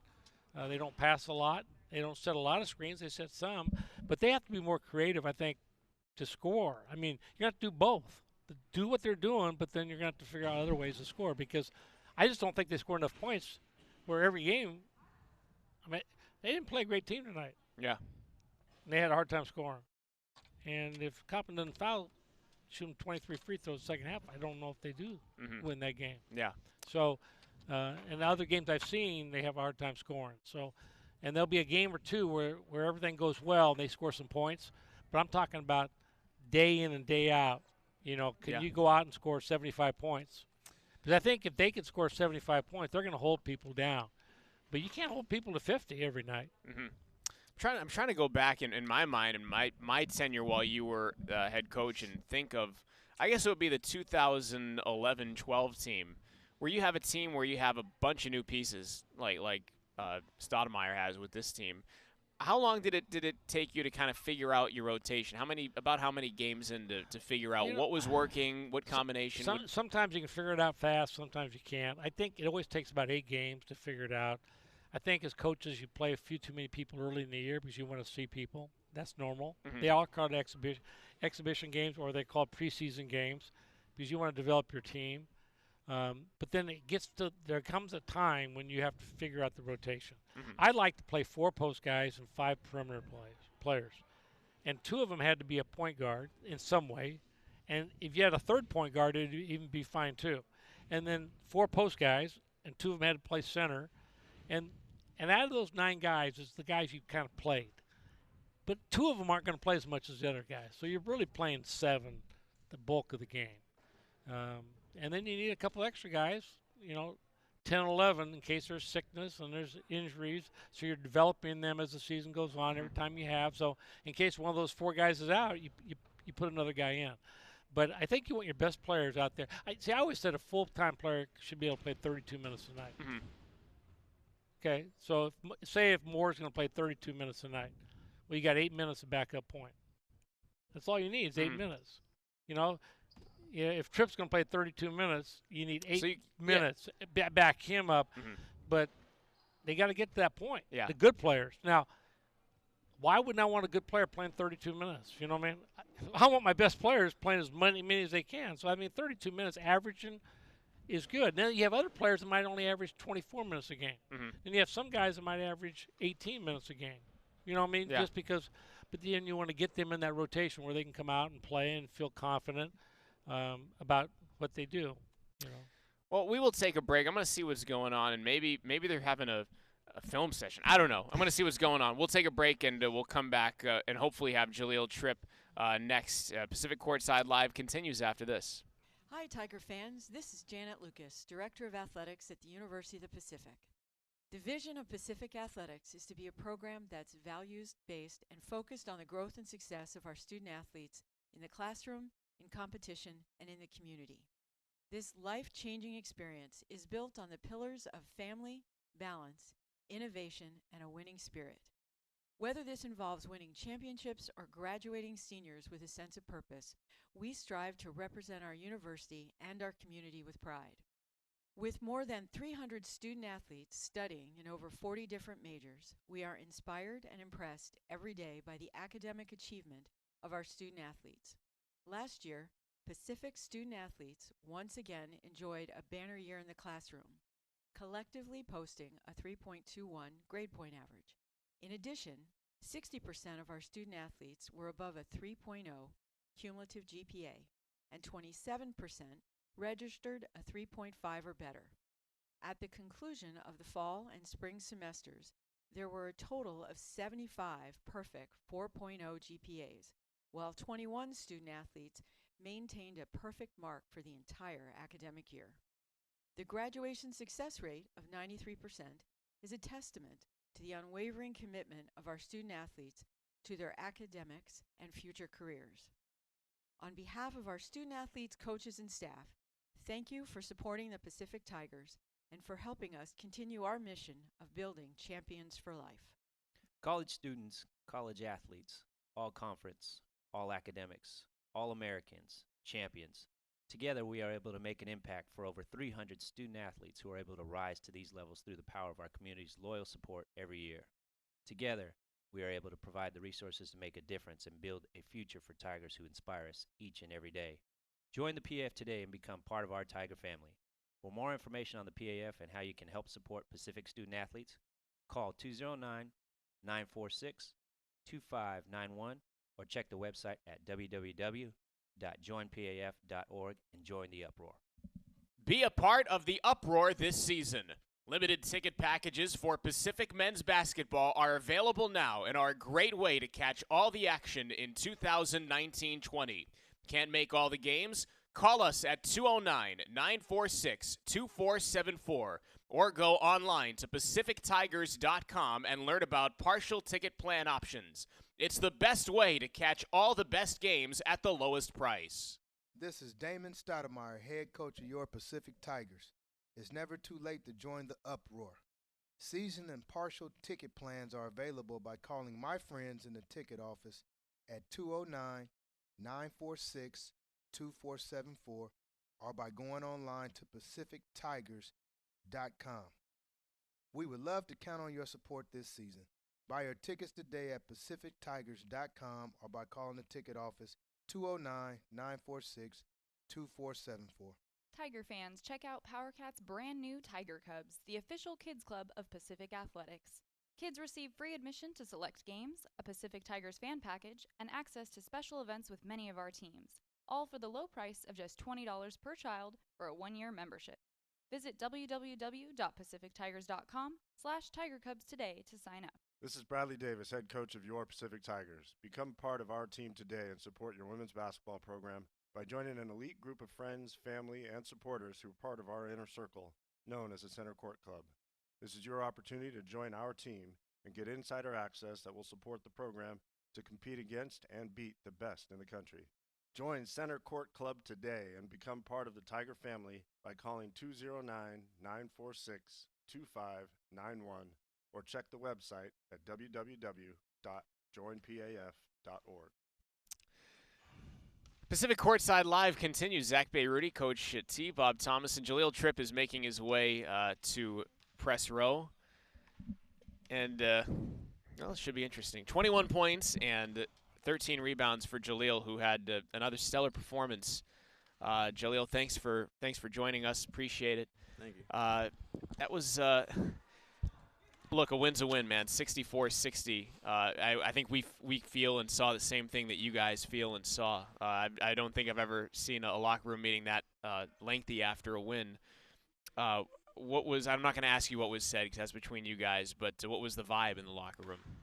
He's just telling us that that was a good win, nonetheless, of what happened at the end of the game. Just making sure the guys know that, and we just got to get better and pay attention to the small details because that's going to help us down the stretch. And like I said in the last interview, a lot of the times in the past, those games we lost down the stretch, but he told us that he felt like we're not mentally weak and we just got to get stronger during the season.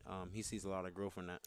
Why were you guys unable to pull away in the first half? And I kind of had a feeling this game might be close at the end because Coppin State went through a period of like 10 minutes and 20 seconds. They didn't score a point, and you guys only went on a 10-0 run.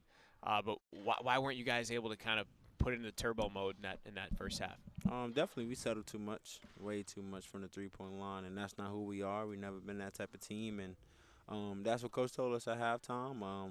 We didn't really let the foot off the gas pedal. We just settled for shots that wasn't our shots, and those are the shots they was giving us. We just wasn't knocking them down, and then I felt like after that, you just got to get back to what's working, and that's driving and putting them in the bonus, which we did, and down the stretch, and I think that's how we closed it out. I was going to say, Coach, nonetheless, I mean, it's a luxury to have a guy like Jahlil in the second half where you're not shooting the ball well, and Jahlil can come and drive, get downhill, make things happen. Absolutely. When people sag and they were getting in the box on their defense because they were hugging around, the center all the time. But when I used to tell players all the time, when people are sagging off you, you don't have to shoot. It actually makes it easier to drive, because they're back there and you can get going at them. So you did a great job of that. You got to keep the ball moving. Sometimes you guys got stagnant, and that's when you had a hard time. But I couldn't believe how many threes you guys were shooting the first half for not being a three-point shooting team. But then the turnovers really bugged you too because, that's one thing you guys have done all year, take care of the ball. Now you turn the ball over, and then now you're shooting threes, which are kind of like another turnover. Yeah.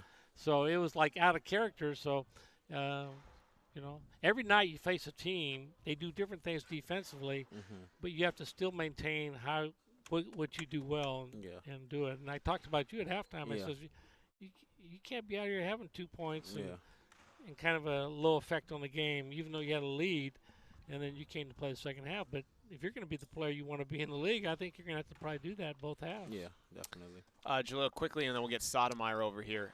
Looking ahead to Boise State, that's a pretty good home game for you guys on Saturday. You got a chance to go play there last year. What's on your mind going into Boise? Definitely want to get that win back. We took a tough loss over there. Came down to a few plays, and they got a little bit of a good lead on us in the second half going down the stretch. But I feel like our team this year, I feel like we could get the win if we just stick to the game plan and play our game. Ja, thanks for stopping by, man. Thank you. Our City of Stockton Human Resources hardworking player of the game is Jahlil Tripp. He had 21 points and 13 rebounds, season highs. And, again, our City of Stockton Human Resources hardworking player of the game brought to you by the City of Stockton. Visit their website, stocktonca.gov/jobs for exciting career opportunities. Damon is out here, and we'll talk with Damon as soon as Velichko is done with his man-to-man defense over there. He's got Velichko, and he's got Janet Lucas that he's chatting with over there. But I think Jahlil, and again, I didn't want him to say exactly what was said. That's their business. But a little somber after a win, which I would expect after this one. Sometimes it's kind of hard not to be. Yeah.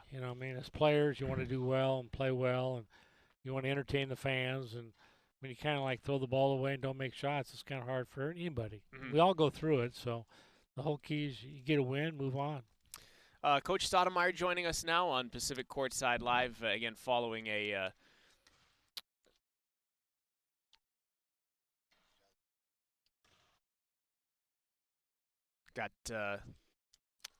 Coach Stoudemire here following a 64-60 win over Coppin State.